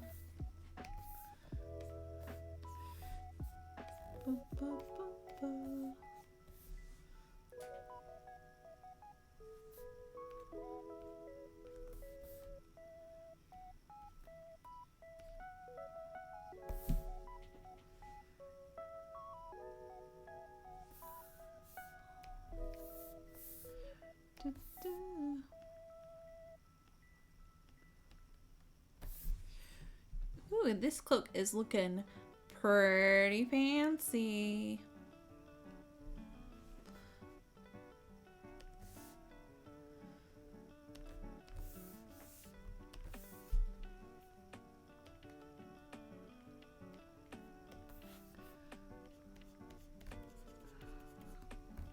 I keep occasionally making the eyes emoji in the relevant chat for that game. Yeah, fair.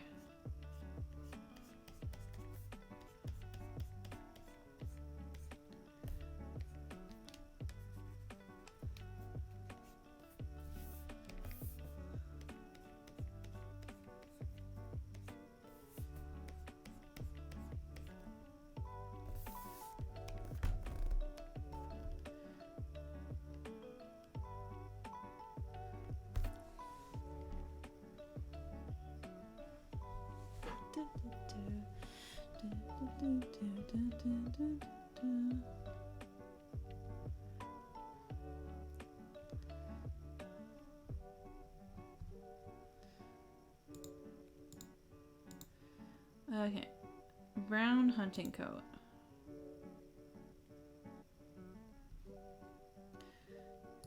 I think I want... Hold on.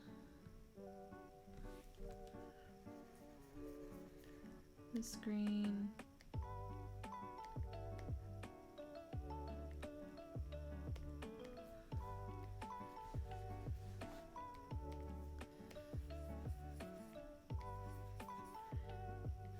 I want like something that has a little bit of green in it.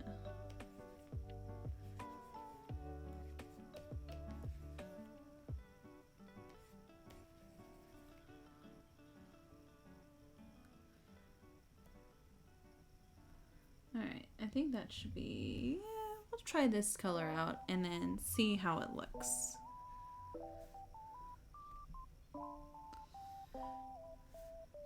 Do, do, do, do, do, do.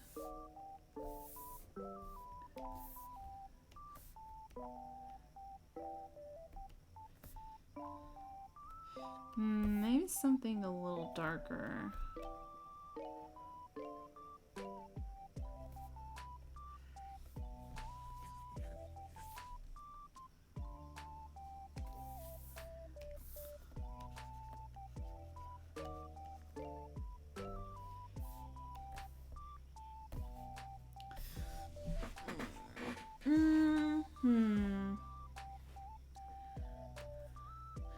Let me...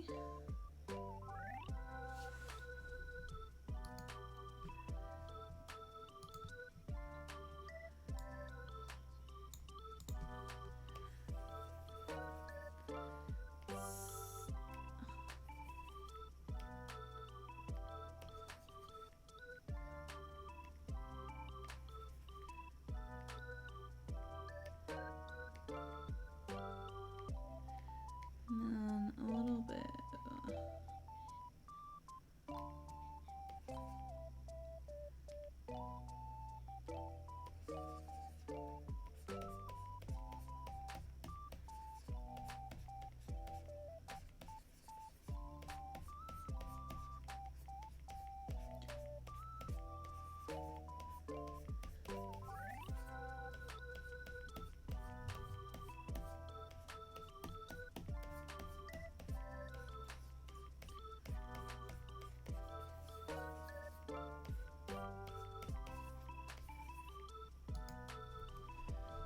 Let's try this one. I also don't want anything too dark.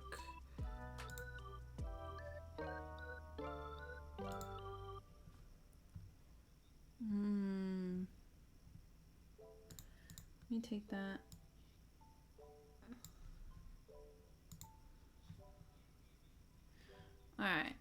that should be a little better. More of like a foresty color. We can always change it later.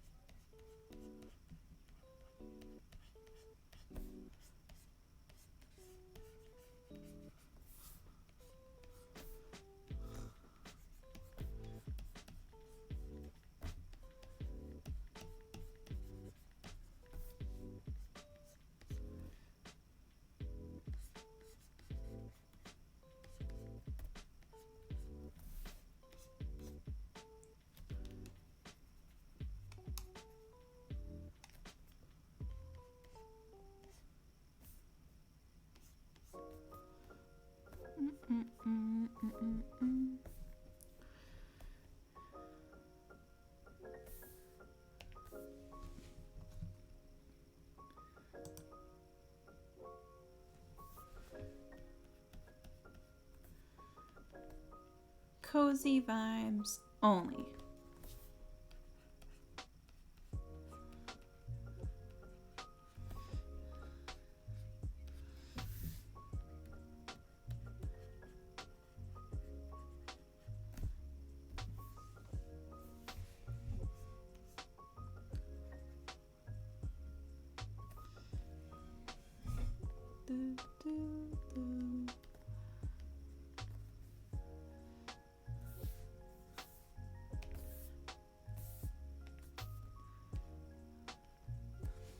Alright, hold on. I have to write a message real quick. Yeah, Inu, cozy.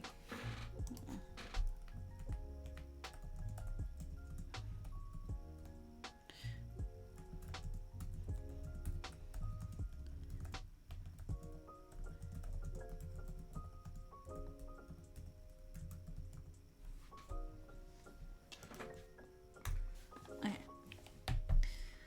Cozy, cozy.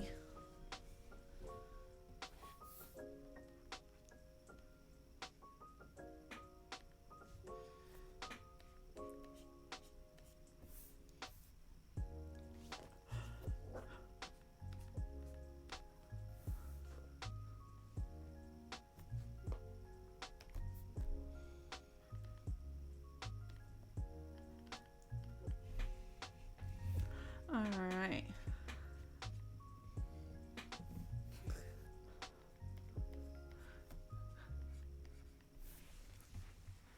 It looks kind of funky when you're painting it on, but then when you change it to multiply, it's a lot better.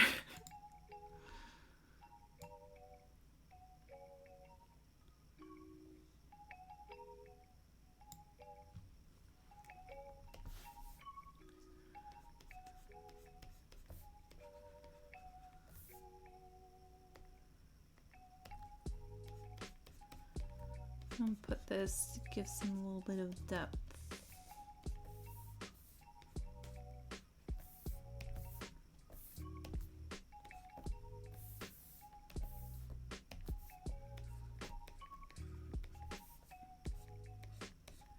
Boom,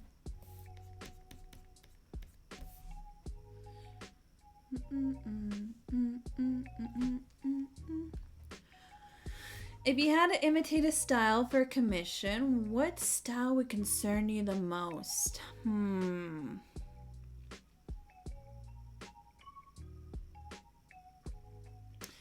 I would say, God, I would love to be able to do something in the Alphonse Munched style. Um, but I suck at it. And so it concern me because I know I would drive myself crazy trying to do it and just not get anywhere close.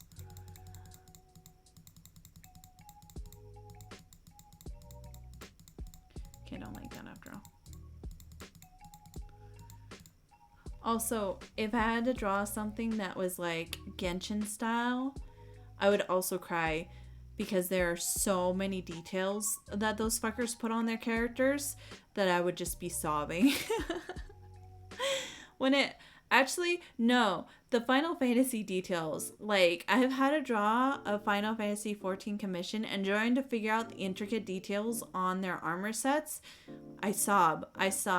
So like Final Fantasy 14 characters, I would do more commissions with them, but I think I would cry because like if you had anything that was a little too intricate, I would just be like, I'm sorry, it's not gonna look like it. It's not gonna look like it. I'm sorry, I'm gonna dumb it down because my little pea brain cannot comprehend a lot of like the armor ornaments. It is too much. It is too weird. It is too out there. It is a lot. I would have to like zoom in, enhance, and like study that shit. And that's hard to like get the really good reference for.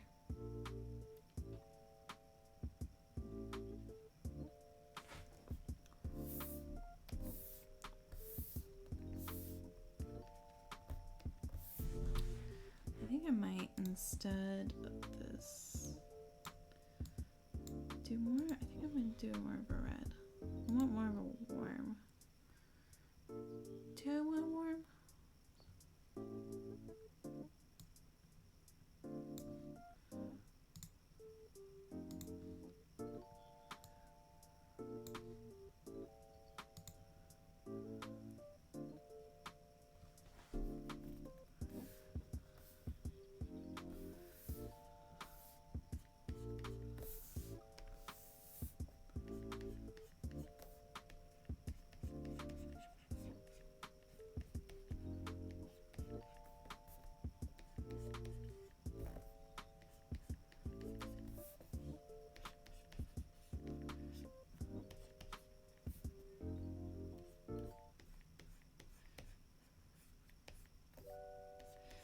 I gotta push my shadows more. Sometimes I get like a little too scared of putting a lot of like shadows on it, and I think that just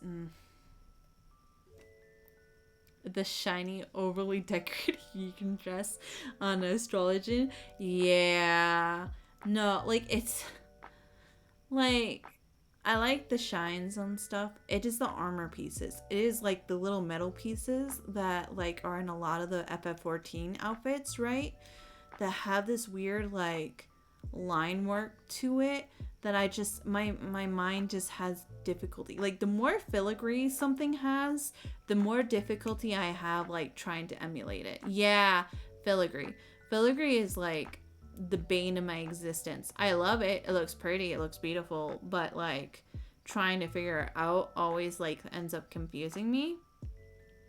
And then trying to like make it look accurate in the spacing and everything. I think I need to practice like more like life study work and like negative space stuff to like accurately do filigree and accurately copy that. I like, and if I have to like design my own filigree and stuff like that, my mind has a trouble like knowing where the stopping point is. I have trouble knowing if I like should add more or add less. So I end up feeling like either I do too much or I do too little and it doesn't fill up the space that it should. It's something I need to practice. There's a lot of stuff that at the end of the day I probably need to practice more to like up my skills. But at the same time, like, I feel like I am growing and up in my skills. But, oh god, filigree. Filigree makes me cry. Bruh. I can't do it. I can't do it. I'm not strong enough. And Final Fantasy 14 has a lot of filigree. I think like Final Fantasy in general, but the like 14 specifically has a lot on their armors. A lot of little details. It's pretty, can't do it. I think I did a commission for Dreamy the other day. And yeah, I had to like bullshit my way through most of the armor decorations on the dress.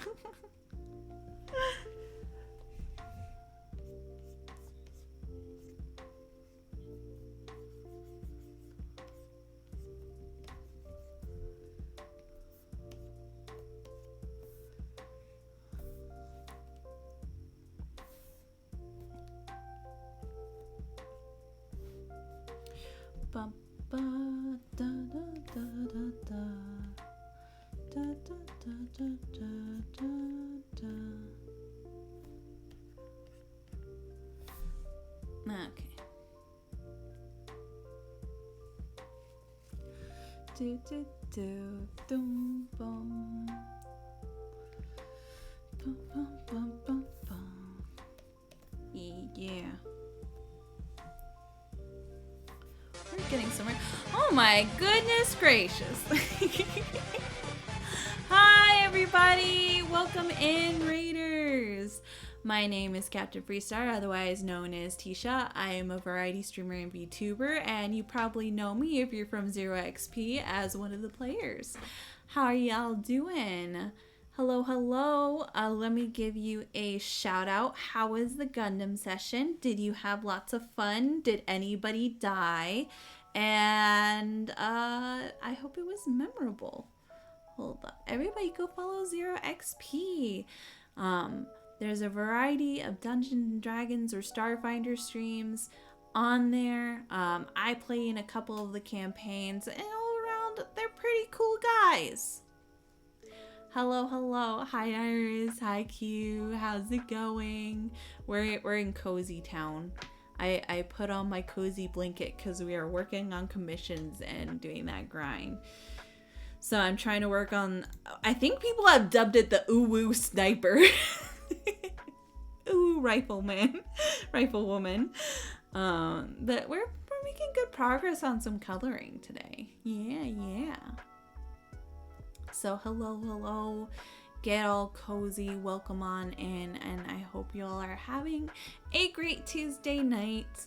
We'll go on for a little longer and then see where that leaves us. Yes. I'm trying to get these colorings to look okay-ish. What I might do to spice it up a little bit is add a little bit of an edge to my multiply layer. It gives it a little bit more depth.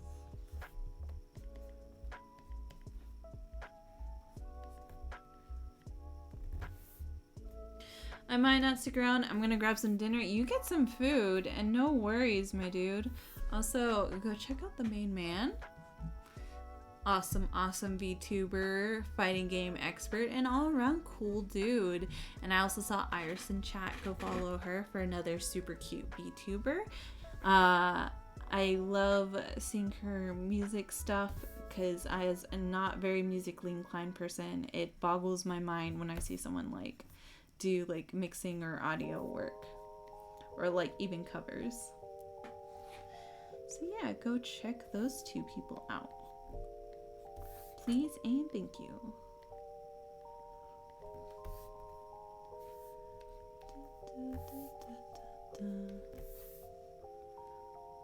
It's not a huge difference, but it kind of adds a little something. A little something.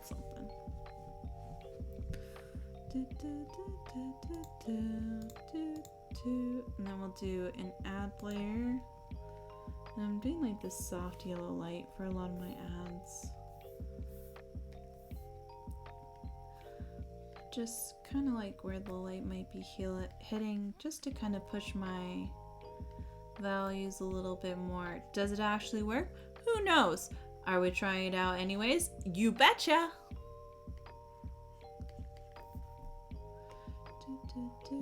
Of course, I will probably way reduce the opacity of it. Do it here for some bounce back light.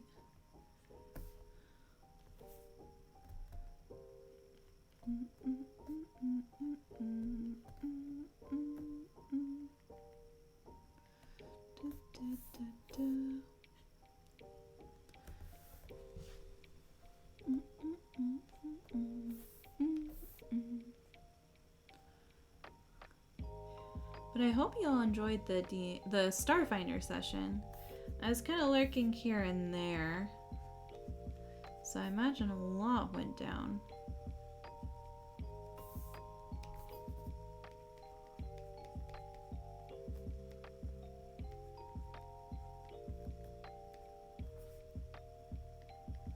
Blend some of this out because I don't want it to be too sharp. And then who knows, I might end up painting it and erasing it regardless, but we're gonna do our best. Because then we're gonna come over here and way turn down the opacity. Maybe instead of an add, we'll do, should we do an overlay? Yeah, I like the overlay a lot better. But even then, I want it to be very, very subtle.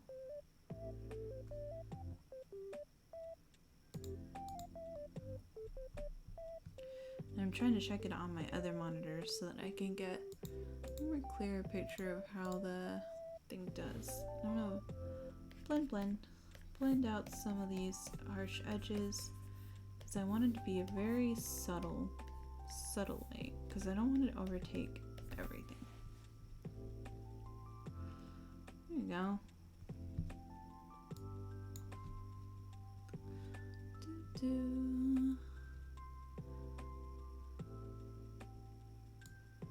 Alright. I don't think they mentioned what they wanted for the belts. Just a green cloak, brown hunting coat, simple leathers, so maybe more of a leather on the belts, which is a very lighter brown. And then weapons on the belts. I'm not gonna do that right now. We'll see if we can get by without it. A white work shirt, which that should be simple enough, and brown breeches. Okay, and I'm assuming that the boots are also going to be brown, but maybe a darker brown because they're hunting boots.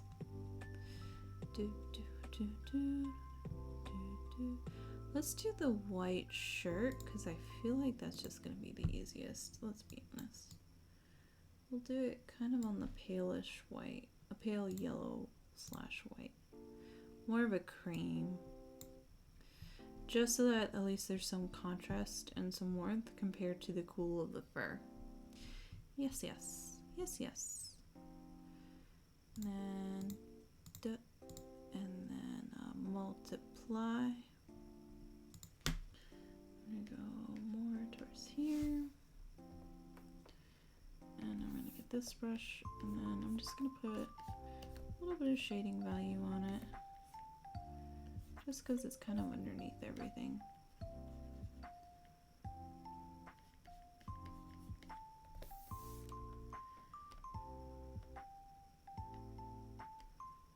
And then we'll even do another multiply just to get a little more darkness in there.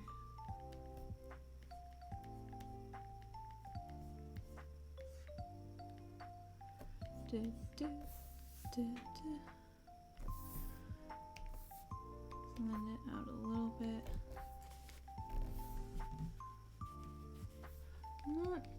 Not that much. Just a little. Soft touch. Alright. There we go. Do that a little bit less.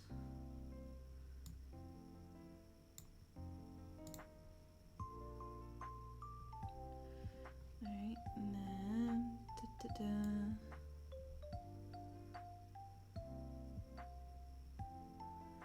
it's coming along. The coloring is actually looking good. Why does this look like a Warriors OC? It's a shifter kind of ranger kind of dealio. So it's supposed to be like an Arctic Fox ranger. I hope it looks okay. I'm really worried because I don't really do a lot of animal figures, but I think it should be okay.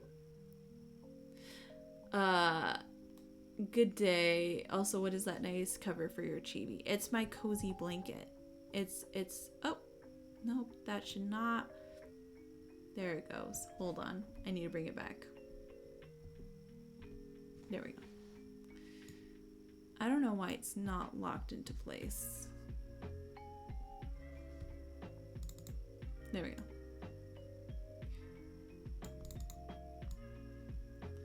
It's my cozy blanket. See? It's like maximum coziness. For maximum coziness, we have a little blanket. So that way when we're just hanging out and vibing, we can be super cozy. Especially for these like late night art streams. I think I found it someplace and I was like, oh yeah, you know what? I'm gonna have it for cozy times. 19. I think that's a success. Good roll. You have succeeded on whatever check you're trying to make right now. Especially if you have a pretty good modifier. Whew.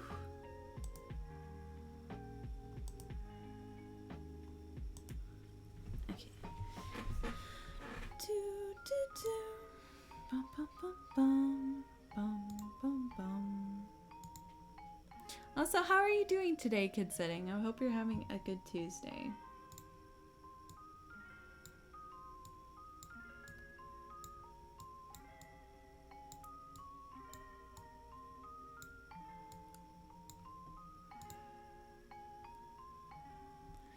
I think it needs to be a little bit brighter, a little more saturated. That should be good.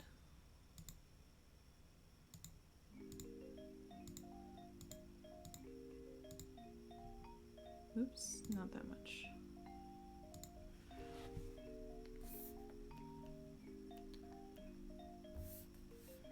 At least it's underneath the coat, so I don't have to worry about spilling over. And then we'll even go here and then make this into like a more duller gold.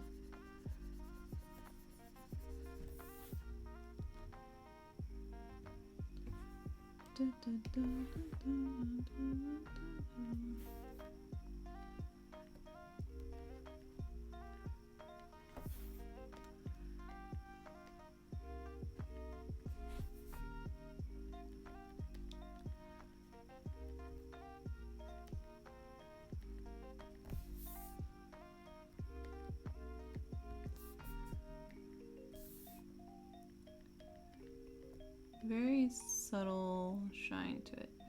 Just enough that it tells that it's metallic, but not enough that it looks like brand new.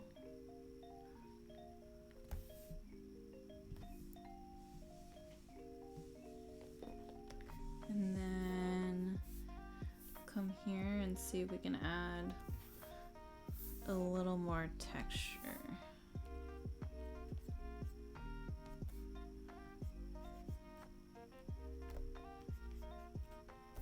Actually, what I might do is take this texture. No, not that texture brush. I have another one. Yeah, this one.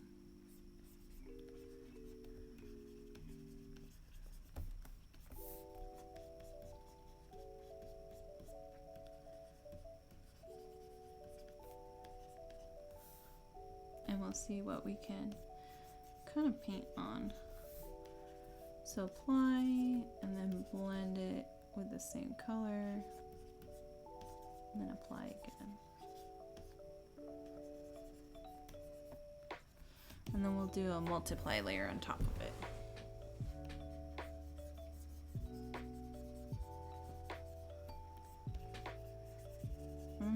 of neat if we paint well enough, but wherever red in there, give some variety to it.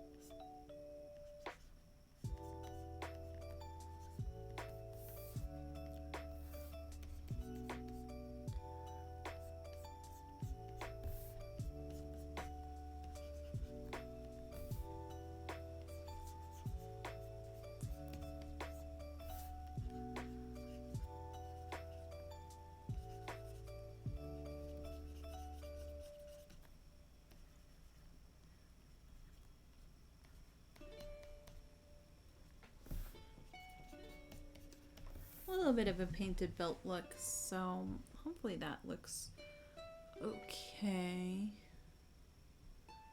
It's a little bit more desaturated on my other screen, but I think it should work out okay. And what I might do, see if I have the stitch brush work for me. If not, that's okay, it's whatever. At least we tried.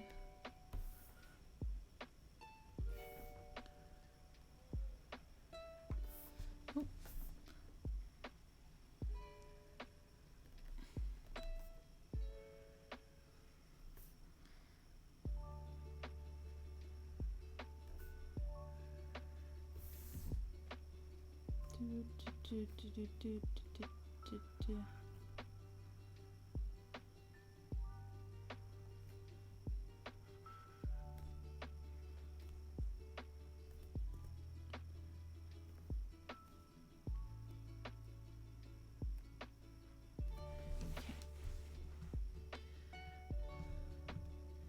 There we go.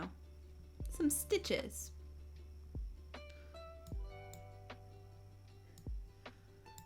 Probably do it on this too.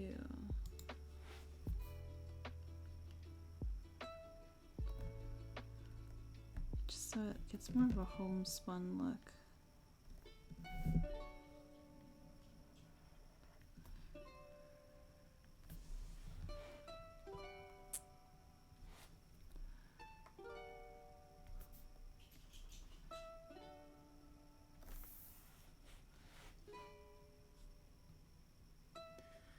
If I hate it, I'll get rid of it later. And we'll see how it looks when I translate it to Creepin'. Okay, I'm gonna take this brown. We're gonna make it lighter. And we're gonna do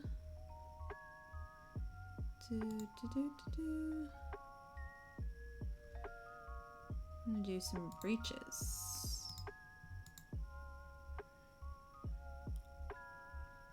It's very hobbity, the colors right now, so I don't know if I'll have to adjust that later or if that's what we want to go for, but it's very homespun. It's very homespun, so that's kind of what we're aiming for anyways, so I think it'll be fine.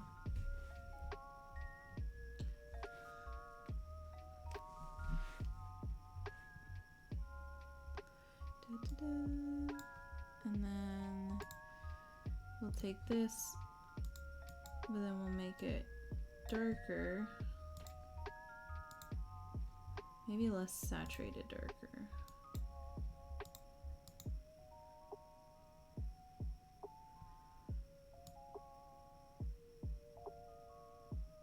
Oop, that's... Ooh, boy.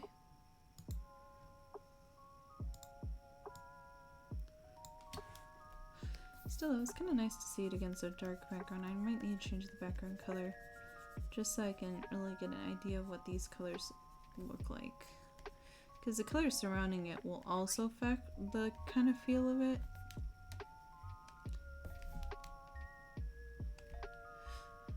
And we'll go about for 30 minutes more and then we'll probably end the stream after that. But we got a lot of colors down and a lot of shading down on it. So we're making some good progress. Bum, bum, bum, bum.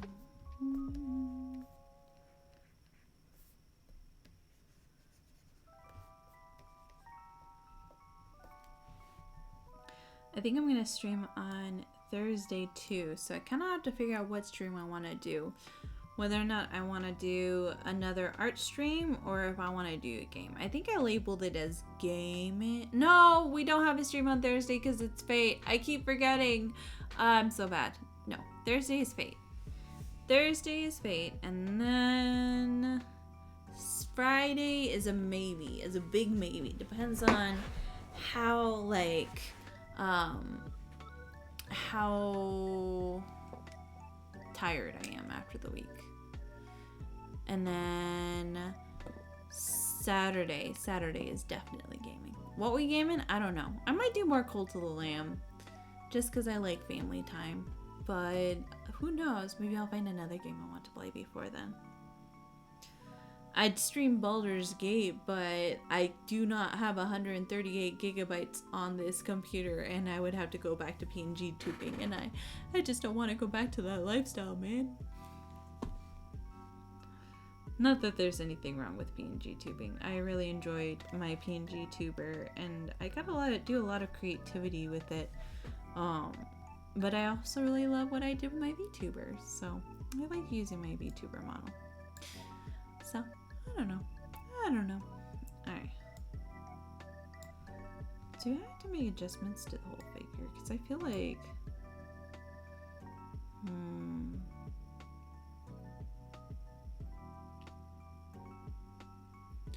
No, I think it should be fine. She's coming along.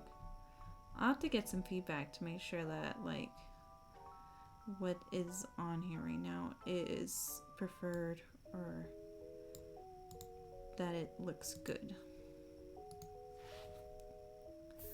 Let me quickly...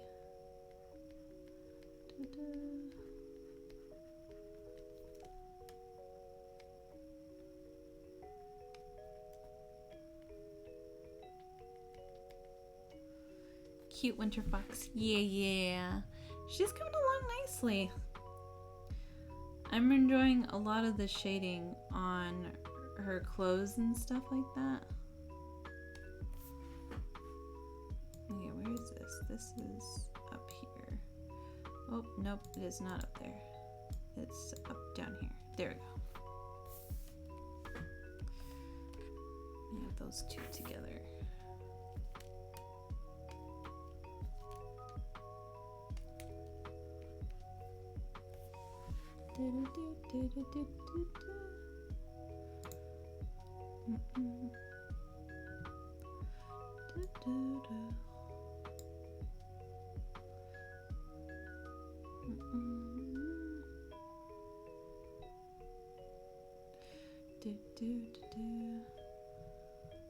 So probably tonight I'll send the commissioner an update and kind of see how she's liking the coloring, and then that way if I need any adjustments before I do the other figure, it'll kind of already like be set in the colors and I can know what I need to change or what needs to be adjusted. Okay, we're gonna do... I want to play with the boots. Let's play with the boots.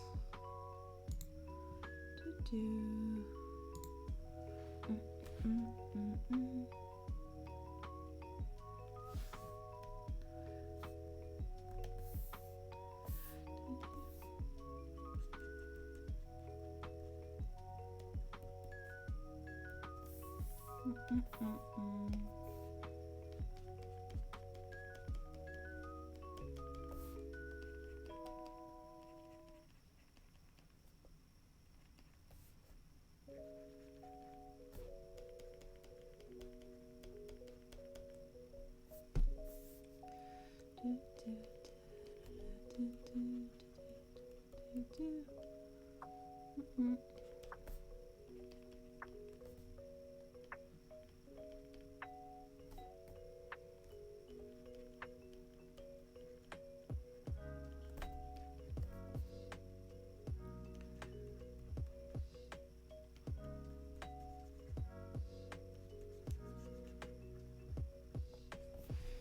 Okay, no.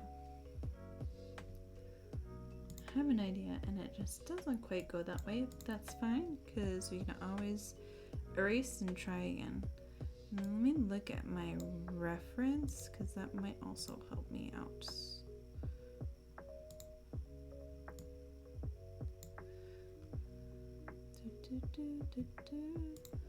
Let me see, where's the layer that has... That's the layer that has the boots.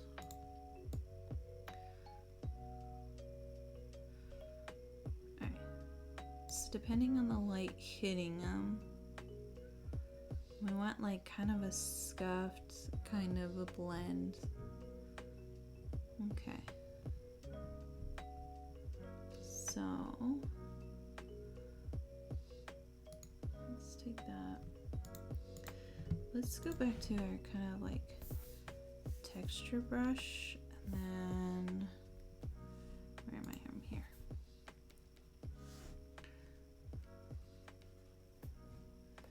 So there'll be more light hitting here because it's closer.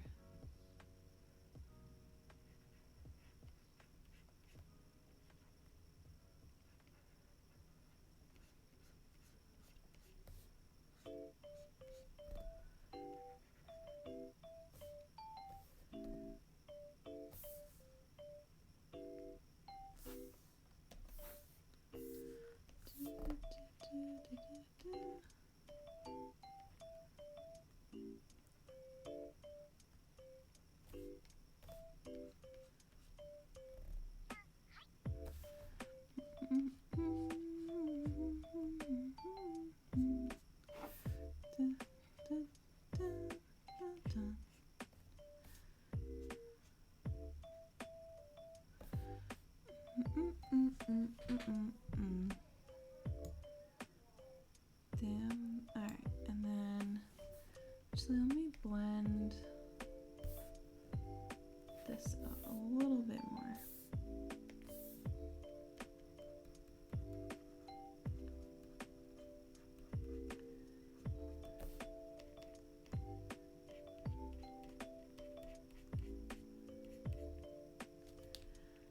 Erase part of this and then blend it out.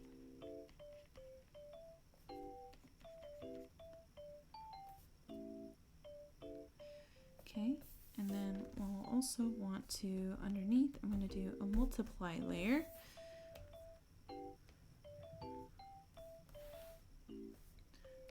And we'll play on some shadows too.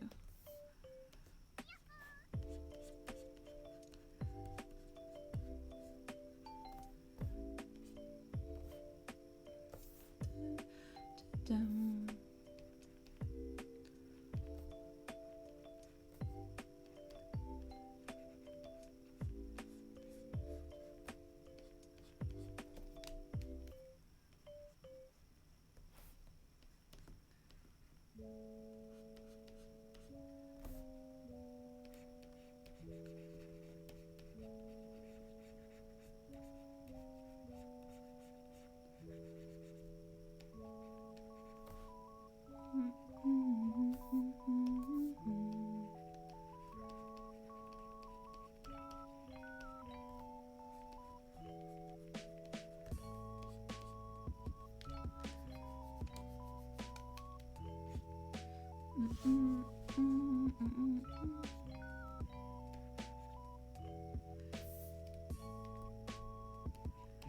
It's kind of nice doing a weekday stream.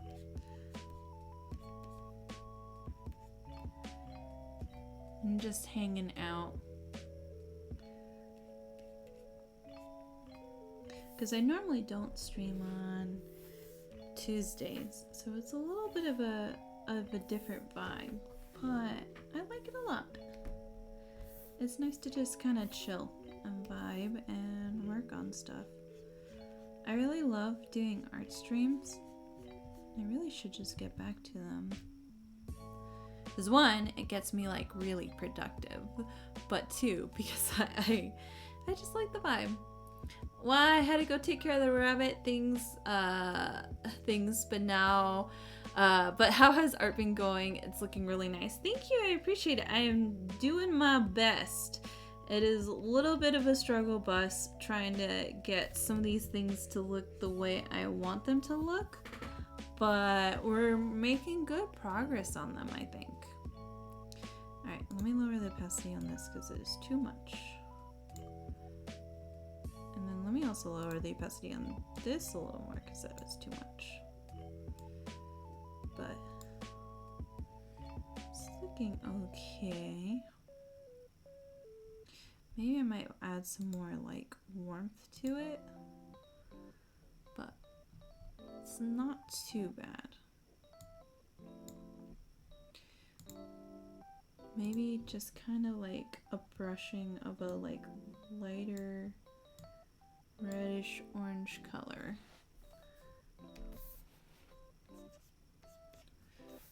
Just to give some warmth underneath it. Hold on.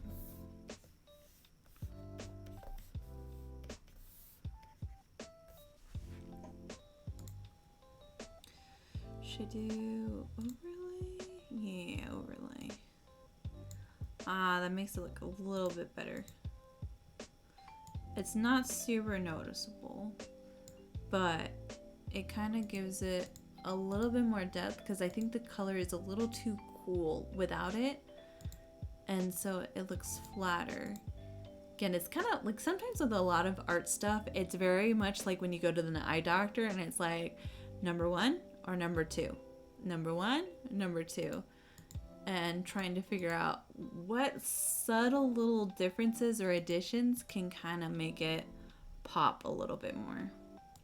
And I think that red is kind of what was needed to really bring a little bit more warmth to those boots and make them look a little bit more like that leather. At least in my opinion. Alright. I wonder if I should add a blush to her fur. I'm not super versed in the way of like animal character pictures, but we're gonna do this. Just more subtle. Do this, but then we're gonna make it very, very subtle. Or actually, let me do that, and then maybe see if I can try.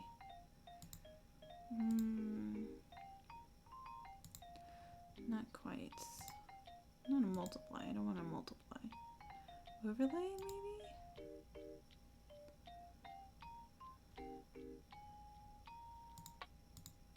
maybe? Yeah, maybe. What's a good general purpose art tool that you recommend for shading a character? A multiply layer.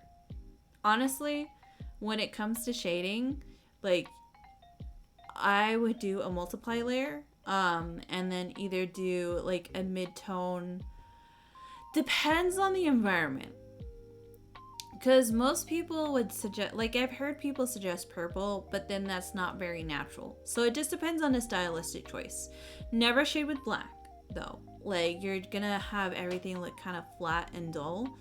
But do a multiply layer, do like a blue or a red. Red if you want some warmth in the shadows. Blue kind of is good because it's like the reflection of the sky or whatever. I don't know. I heard it explained to me a while ago. But do that on a multiply layer. Block out your like shadows and then lower the opacity. That is like kind of your go-to for shading. And then you can do like an overlay or an add and add in some light values to kind of make it look a little bit more in depth. Kind of like what I did with the cloak. The cloak was like without, let me see, where's the cloak? Without like the layers I did, it's a flat cloak, right? But then you do a multiply layer to get your some base shadows and an add layer to get like the light, and it gives it a lot more depth. Starzy, hello. How's it going? So pretty, thank you. It's a character commission that someone made asked for me to do about their like Fox Ranger. Hi, how's it going? Let me give you a shout out. We rated her the other day, but you guys should check out Starzy for like a really cute Fox Kitsune VTuber. Hold on. My thing is up. Because I said so. But I hope you're having a good night. We're doing some art. Cozy. I'm not usually a Tuesday streamer, but I'm trying to like variety my days. But yeah, I hope you're doing well. So yeah, people check out Starsies for some cute times. Love them Foxies. Yeah. This is my first time really doing like a fox like kind of furry thing. I usually do more like anime girls. But the person had full faith in me, so I'm hoping to not disappoint. So, we're doing our best. And it's just some cozy vibes as we get some drawing done. Yes. I'm getting there. I'm doing my best not to cry over things and get the values that I need. So, yeah. We're getting there. I'm gonna like try and finish shading and coloring this, and then that way I can send it to my commissioner and then do like hey, is this the kind of like vibe you're going for colors, and then get some input in case I need to change it up before I put it on yet another figure. I know I like how to look up Arctic foxes for the reference and stuff like that. And look how round their ears are. They're so cute. I love them so much. They're very adorable. They're just little guys. I always appreciate when things are just little guys. So round, I love them. Yeah. Look at that. They got little nub ears. It's so goddamn adorable. Although I put black around the ears, I might need to change that because now it depends. Some of them look like they have a little bit, maybe it's just the inner ear is a little bit on the dark side. So maybe I need to get rid of that black that I put around the ears after all. I wanted to give some depth to them, but it's very hard. So maybe instead we focus more on having this look fluffy on the inside. So I might have to adjust. I need to figure out where I am. Okay, that's that. Yeah, so we get rid of this. And then instead, we're gonna go above here. And I think we're gonna take our paint, or maybe go here in our multiply layers. Instead of focusing on making them look a little more fluffy on the inside.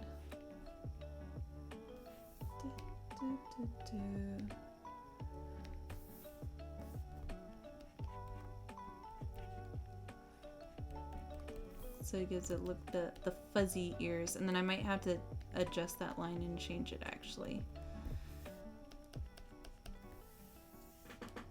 And then our darker multiply. Where did color I had before? We'll do this one. We'll do it like the darker inner ears here.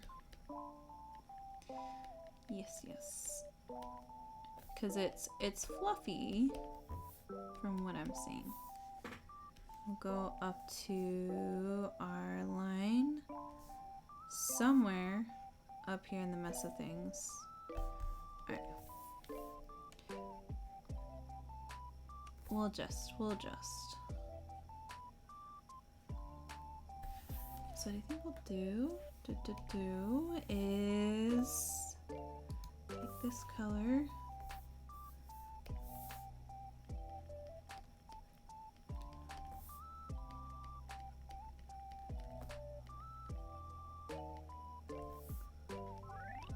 And then make some fluffies. Make some fluffies instead. Because that's what I'm seeing more on our reference pictures now that I take a closer look at it. They don't have like that pink inner ear, and it's just mostly everything's just very fluffy.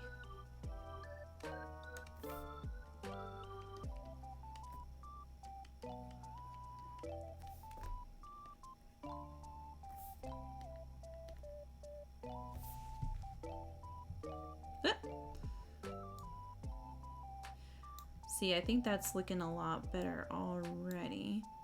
So that means that we have to change our multiply layer here as well, because it no longer fits that line. And then we'll also come here. And again, taking our paintbrush, just kind of extend that out, and then we'll even blend it a little bit. It might be too much blend. Very minimal.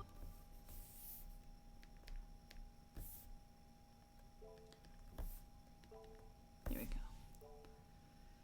A little more. Take a little bit more off.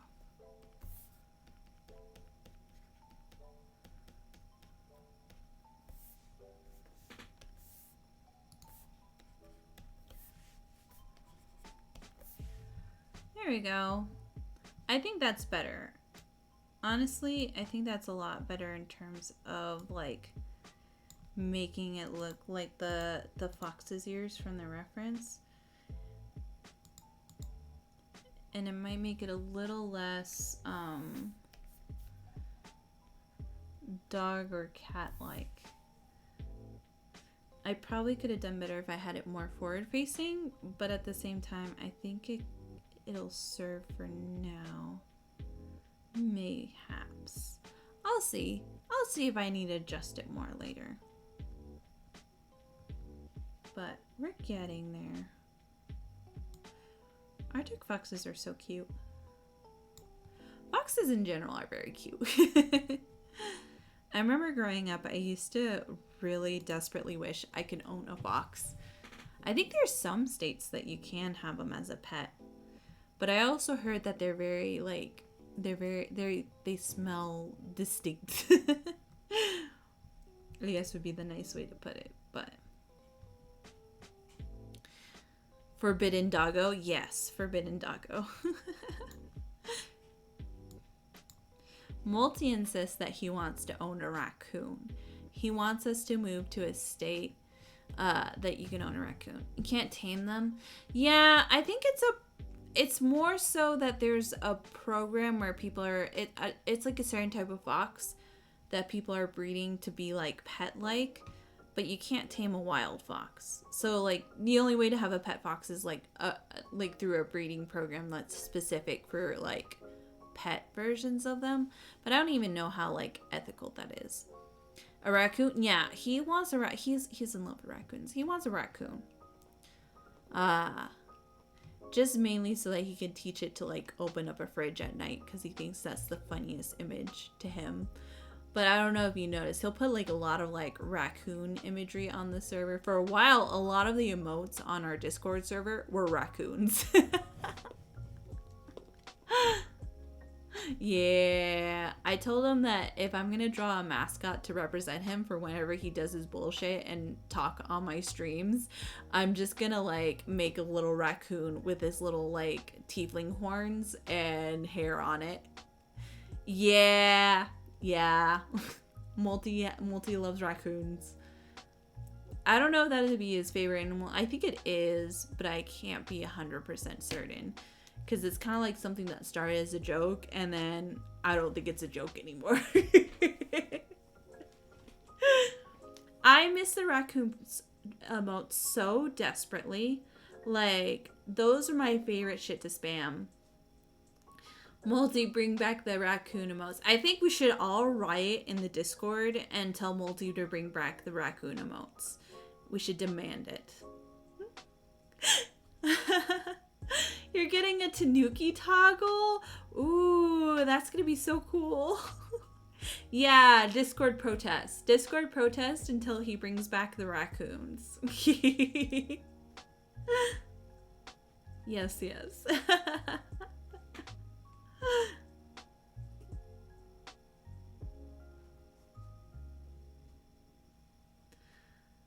No, you don't want to riot for raccoon emotes? Damn. Kid setting. We already have a betrayal amongst our ranks, Aqua. We'll never get it off the ground at this rate.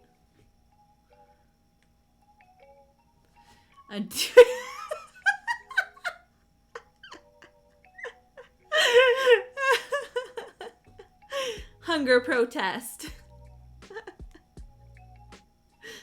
Maybe if all the fake girlies get together and be like, we're not rolling a single dice until we get our raccoon emotes. And then he'll be like, bet, and then kill our characters off next fight.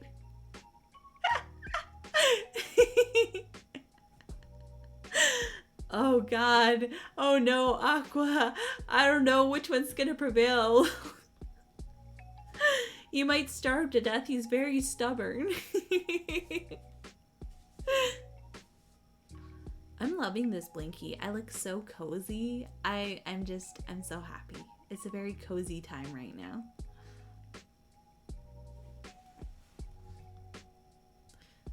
So comp. Extra comp.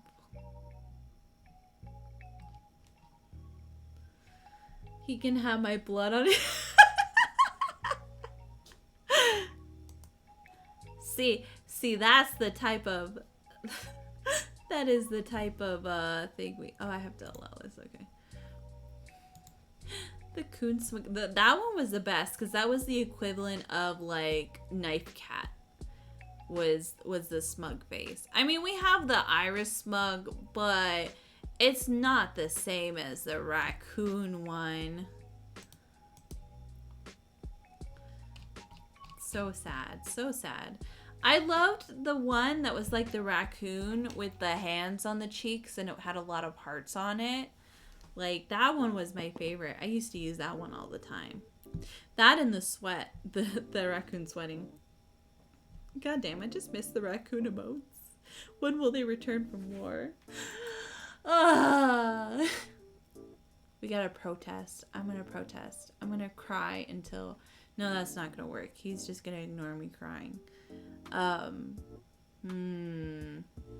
We need more leverage. Feel like shit, just want those emotes back. Yeah. If only.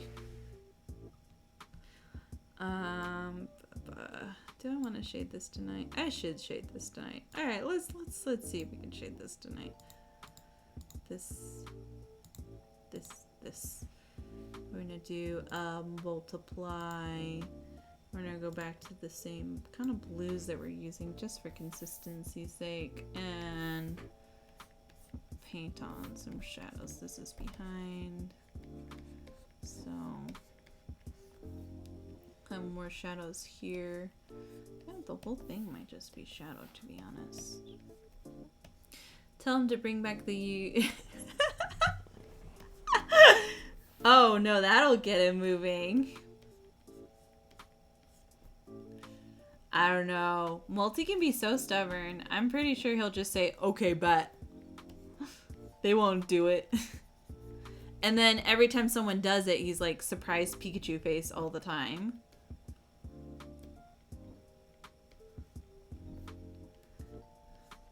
Multi, bring back raccoon emotes.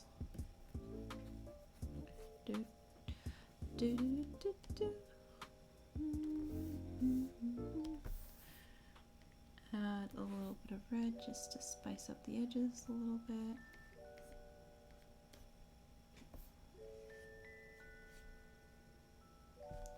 He doesn't realize how much I actually want to spend on commissions when I decide I want some. Oh my gosh. Yeah, we need more pictures of the fake girlies. I say fake girlies, but it's just all our VTubers. So, like, honestly, getting commission for Fate is just getting a commission for our VTuber regardless. Unless you do it specifically with the servant or like in scenes that we've done. I could get a pick a mission on my VTuber and be like, hey, this is for Fate. What part? Don't worry about it.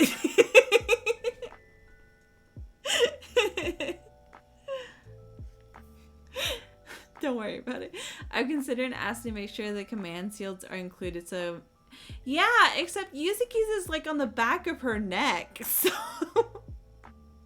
and yours is like on your hand, right? I think it's like either your left or your right hand. Damn.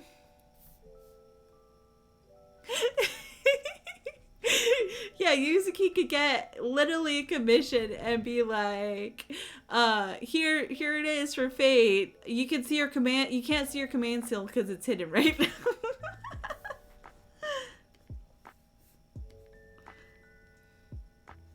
It is what it is. Alright,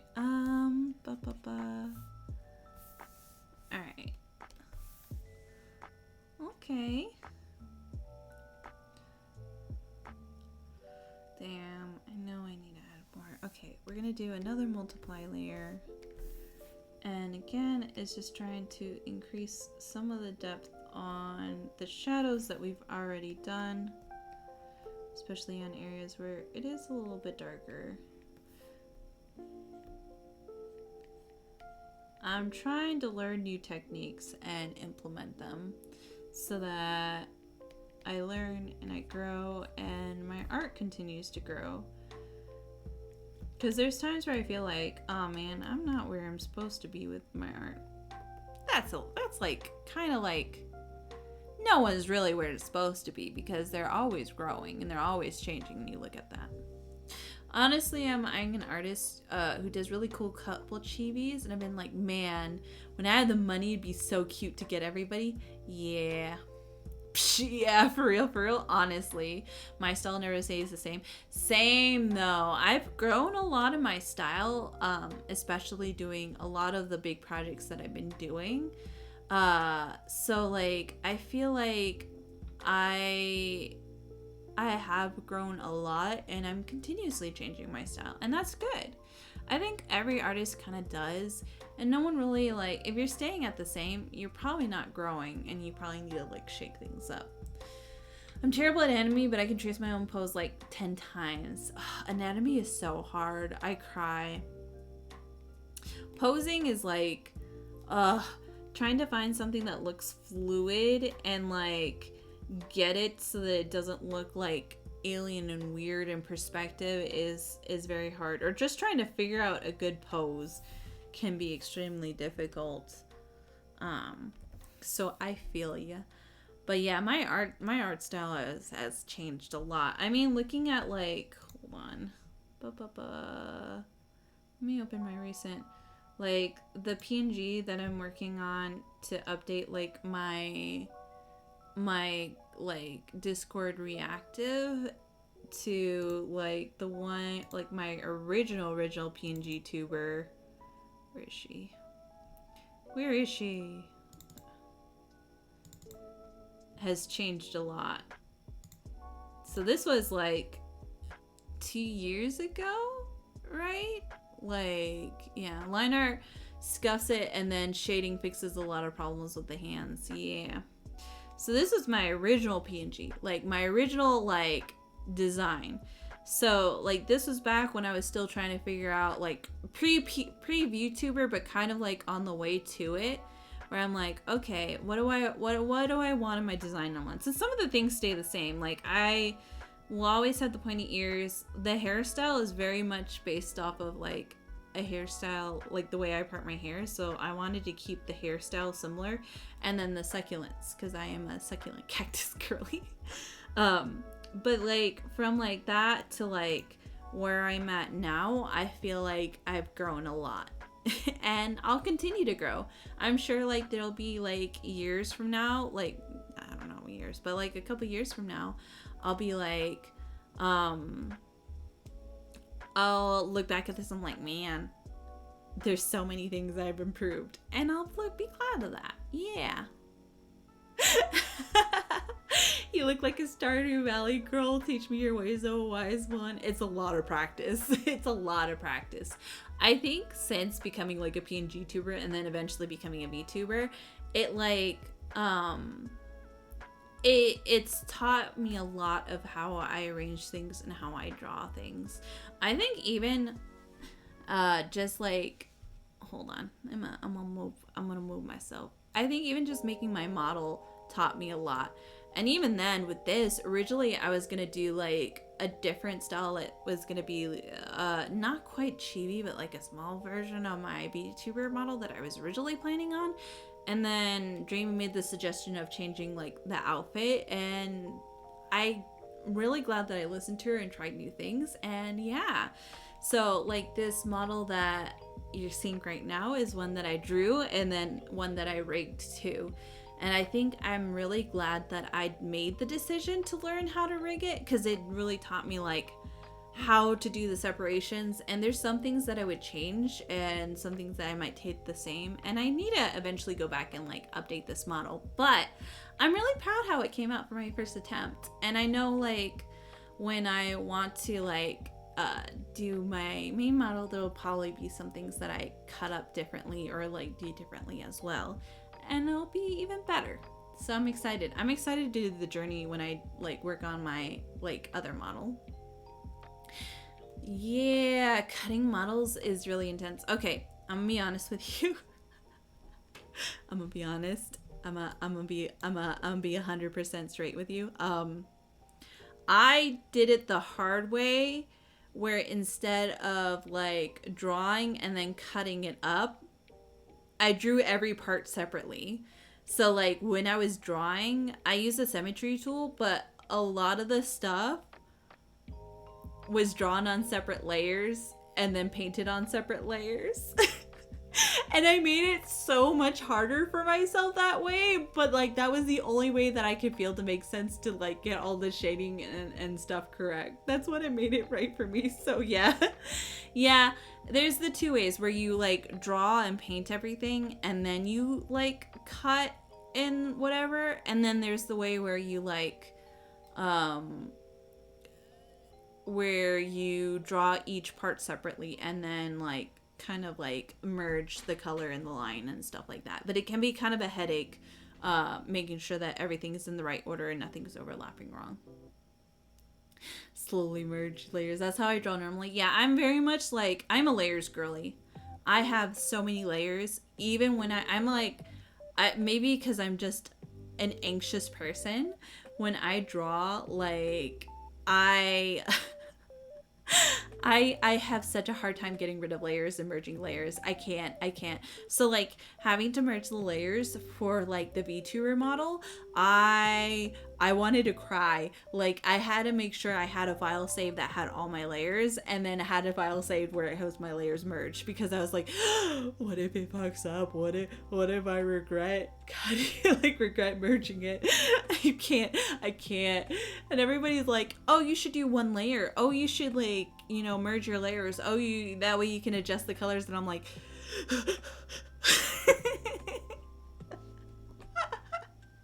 I can't. It's panic. It's panic time.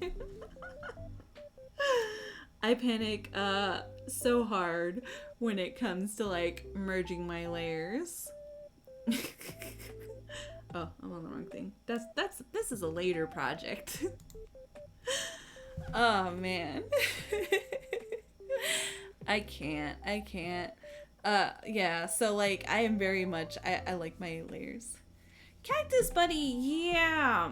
Eventually I need to get around to like drawing and rigging my little mascot. But I am like, my whole theme is trying to be cactus, but I realize like a lot of my model doesn't look cactusy. And then I sometimes feel bad because like I've had Stelia like shout me out before, and every time she says something different on like how to describe me, because I like my main theme is cactus and succulents, right? But it's also kind of like magical girl, and it's also like star. It's all over the place. I need to like narrow it down. cactus comes in many colors. It does. It does. I love how many colors the succulents and cactuses. So many shapes and colors. But I'm Captain Freestar. So it's a cactus and stars are kind of like my main theme. I say cactus as like an overall, but like cactus / succulents, you know? Succulents and stars. I would literally cry if you did. I would love it so much. Anytime. I would full on sob. Yes. I don't do any art beyond personal stuff, but I can say I only work with 3 to 5 layers because of working with Windows 10 3D Paint. Ooh, that is fair. If you don't have a program that can handle all the layers, then you're kind of limited. I know when I draw on Procreate, because I have my iPad for like when I want to just chill and like draw outside of like the thing. Yeah, you can trace my chibi outfit. I don't mind. If it's to get the outfit to size, then yeah. No problem. I know I have a reference on my Twitter that has it. Yeah. No worries. Like, I think it's okay to trace to get the body stuff. As long as you're not claiming like, oh, I trace and this is my own. I think that's the problem. I think people like are sometimes like misunderstand where they're like, oh, tracing is evil and you should never do it as an artist. But like when you're learning like tracing like some of the poses and the anatomies, not to say like, oh, I claim that this is my own pose and anatomy and like my drawing, but like sometimes you need to like trace over and kind of get the feel of how to draw it, and sometimes you can trace and then like redraw and like get that feel. But like I don't know, everybody's so afraid of like that trace, like, oh, trace, like tracing is bad and like you're copying and you're stealing art and blah blah. It's not that deep. Sometimes you have to trace over the pose. Yeah, I literally traced just a single paw before because it was perfect placement. Yeah, right? And Aqua has a point. A lot of artists do 3D models to trace. And like, or like there's the stock photo things, and then you can always like try and get the pose and everything like that. The problem is people are conflating it with like actually tracing over art and then claiming it as your own, right? And like if you're not adjusting what you're tracing, then that's where you're weakening, and that's where like you run into trouble. So like if you're like tracing over a picture and then changing the hairstyle, then no, that's not great, right? Like, because you're just basically changing someone's character into like your own. But if you're taking from like a stock photo or a reference, and well, it depends on the stock photo, but like if you're like a pose reference or something like that and kind of adjusting it to fit the body type and like style of your own, then that's a completely different thing. Yeah, I need to utilize the 3D models more, because I think that's such a useful tool. But I'll look at stock photos and I'll either like try and figure out from there, or I've traced over to learn the pose and then redone it, you know, or changed it up or taken certain points. But yeah, people just get like very on edge about tracing. I'm like, oh god. It's like, it's not a black and white thing. It's different when the character looks hella different, not just a shiny Pokemon version of the original with slight bang changes. Yes, exactly. Like, I get if you're doing an art piece and like everything looks almost exactly the same, and if you are going to take like heavy reference on composition and stuff like that, then the easiest way to go about it is giving credit too. Like being like, hey, I emulated this composition from this artist that I admire, so that way it goes back to them. Again, it depends on how you're utilizing tracing and stuff like that. But yeah, some people do trace and it's like, okay, you're just making a shiny version, or you're just inserting your character in this picture, and that's not cool. But like to use photo references and stuff like that, that is completely different. It's yeah. A lot of art things, sometimes it gets conflated into these black and white issues, and you have to kind of look more into what's going on with it. I remember there was a time like on my Tumblr and DeviantArt days, where people were like, "You cannot steal my pose. There's pose theft," and it's like you cannot, you can't own a pose. You can't own a pose. Like, that's not how that works. One time I did do that. The artist was dead because it was a pinup girl on a stamp from the 40s. Ah, yeah. Pose theft? Yeah, pose theft was like a hot button issue where some people were trying to claim that they own, like you stole my pose. And it's like, it's a reference. Like, you can't own a pose.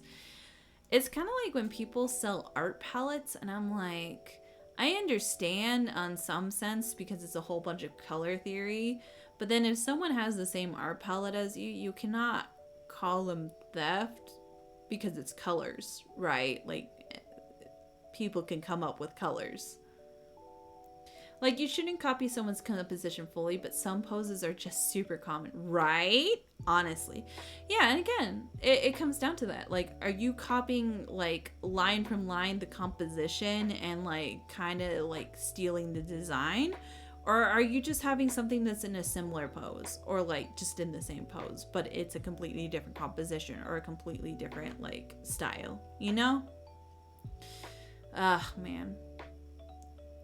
Art world is funky sometimes. I'm by no means experts, and who knows, maybe someday like someone will call me out on some bullshit that I've done and I'll have to like try and fix up the way I do things, or who knows. It's hard to say. Facts. Yeah. I think it's because art is such like a weird space where like it's some people like it's very hard to make a living off of it. Yeah. Oh man, but I can't sing. It'll go so poorly if I have to do the apology song. The toxic gossip train. I don't know how to play ukulele either. But like people like to be a freelance artist is a hard gig. It really is. And there's so much like art theft, and now like things are going crazy with the AI stuff. Like I can understand where people are in a fragile place where there's so much worry that like my livelihood might be stolen because someone's trying to like take my work. So like on one hand I understand, on the other hand I feel like sometimes there's so much like there's so much, I wouldn't say gatekeeping, but like the criticism that goes into it that makes people, it kind of pushes people away from it. And the thing is like it's like gets to this point where people like give up on art or like get so dumped on that they never let it go. Like for a while, like people were kind of ganging up on cringe art. And like honestly, you kind of have to go through your cringe art phase. You have to go through your like fan art that you draw that's like really bad, or like your wonky anatomy, or your really like way out there OCs. And then you grow from it, or you don't, or you just embrace it. But like I think like there's so much dumping going on. Yeah, I think I saw somewhere where like someone said that we need sites like Tumblr so that you can kind of just get it out of your system. Like I have my cringe art on DeviantArt. I'm never giving away my DeviantArt, but it's out there. It's out there for the world, and it's all contained, and now I don't have to acknowledge it, and it's fine. Yeah. Yeah, I had some cringe art. Oh, you guys we were talking about Madoka earlier, and I was gonna show this. Hold on, let me see if I can find this piece. Hold on. There was an art piece that I had that was so popular on Tumblr. Oh god, I got logged out of my Tumblr. No. The worst.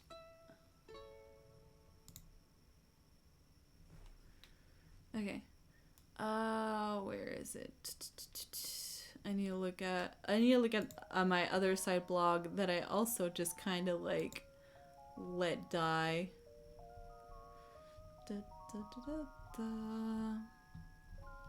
can show you guys some old art. It's late night. No one's watching. Well, Aqua and Starcy are watching.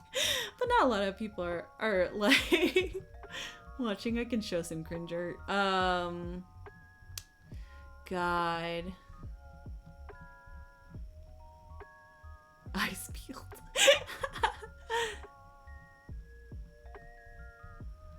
Let's see. Oh. Because we were talking about Madoka earlier, and there was like a series called Kazumi Magica that I had to do fan art for because it was too funny to me. Hold on. Alright. My eyes are open, might as well see it. Yeah, alright, hold on. This is like my piece de resistance. Well, not that, but like in Tumblr days, this did very well. No, twice.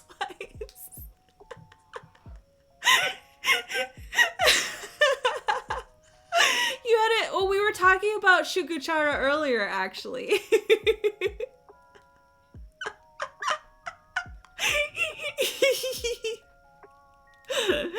And now I look back at it and I see my shaky lines and like my bad anatomy. Do not save that shit. Actually, also get rid of this. Put this here because I'm sure I'll do that. Shugochara, my beloved. MS Paint, no stabilization. Yeah. God, I'd show you my Hetalia art, but that should never see the light of day, so I'm not gonna show that. That's a little too cringe for me. I'm not gonna show my Hetalia face stuff. Oh, God.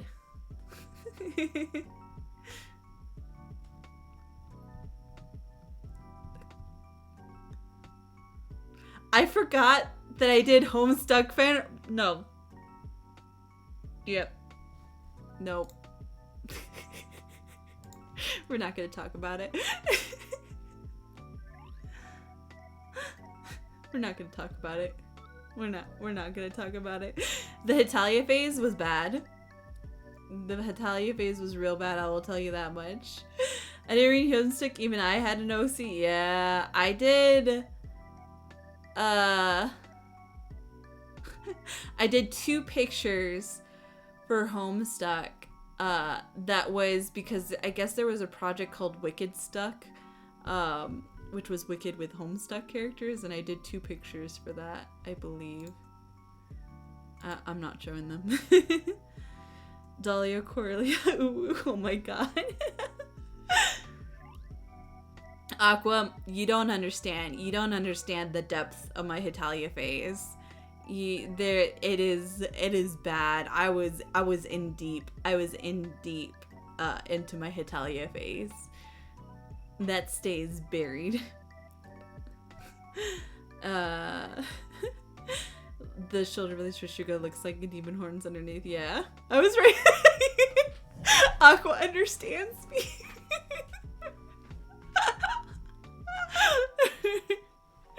Okay, Aqua, but I need to know who was your favorite.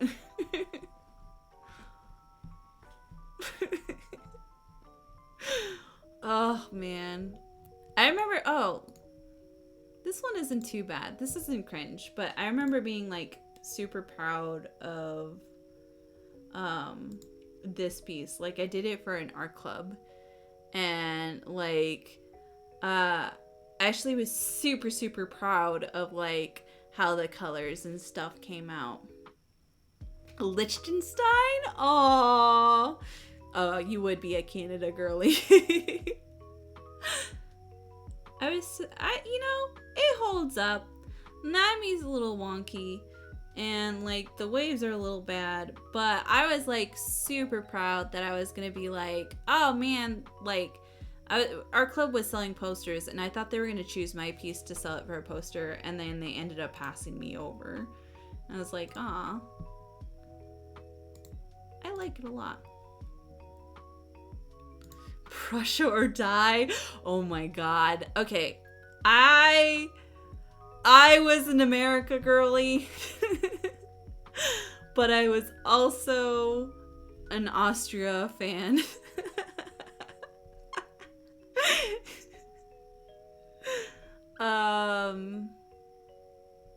Let's see. I'm trying to look through, because on my Tumblr I had like a bunch of art that I had done. Oh my gosh, Justin's yelling. He's gonna run upstairs and he's gonna bust it. Hello. Hi. I want to talk. Okay, give me a second. I'm finishing up. Oh god, you want to see something bad? I did like a Harley Quinn piece I'm sorry, Aqua. for a friend. And at the time I was like, it looks really good. And now I'm like, oh no. This looks terrible. You can see all my shaky lines. What? Nothing, I'm laughing and coughing. Aqua's gonna go on a hunger strike. But what? Until you bring back the raccoon emotes. Why? Why does everyone want the raccoon emotes? Were they that popular? They were. I got rid of them because, like, I don't know, it was weird. It was like you had a random ass server with a bunch of raccoons. I love the raccoon emotes. We were talking about how much in an art commission strike where she'll buy art commission. Aqua, I swear to God, you spend money on art commissions, I swear to God. Don't spend money when I can freely put those on there. Our commission strikes until we get the raccoon emotes back. I'll think about it. Alright? I'll think about it. Alright? I was also telling her, like, honestly, because Fake Girlies is just our VTubers, she could just get a commission of her VTuber and say it's fake. Oh my God. Wait, she'd be like, this is for fake.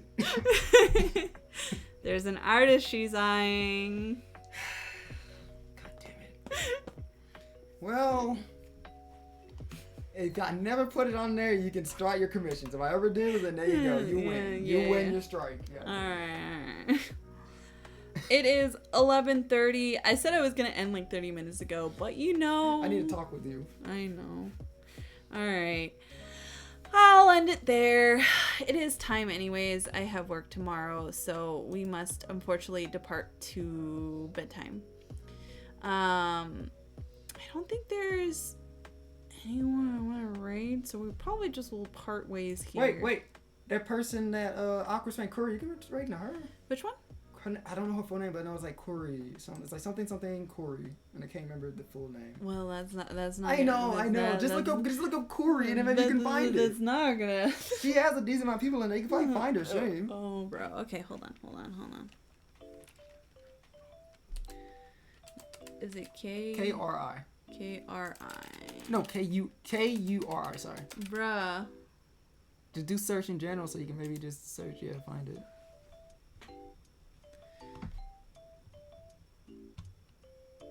Doesn't work like that, my dude. Why don't you look it up at Twitter and then There she is. Which one? Bro, you're messing up my VTuber. Oh, is she offline? Streams. Oh, I think she's. Go down. She's offline. That's. No, she's live. Oh, why is it not? Cause that was a bot. Yeah, there you go. Oh, Curry is live. Okay. Yeah, just waiting on her. Okay. Hold on. Let me set up the raid. Alright, we're gonna raid into Curry. I know Stelia has played with her a couple times too.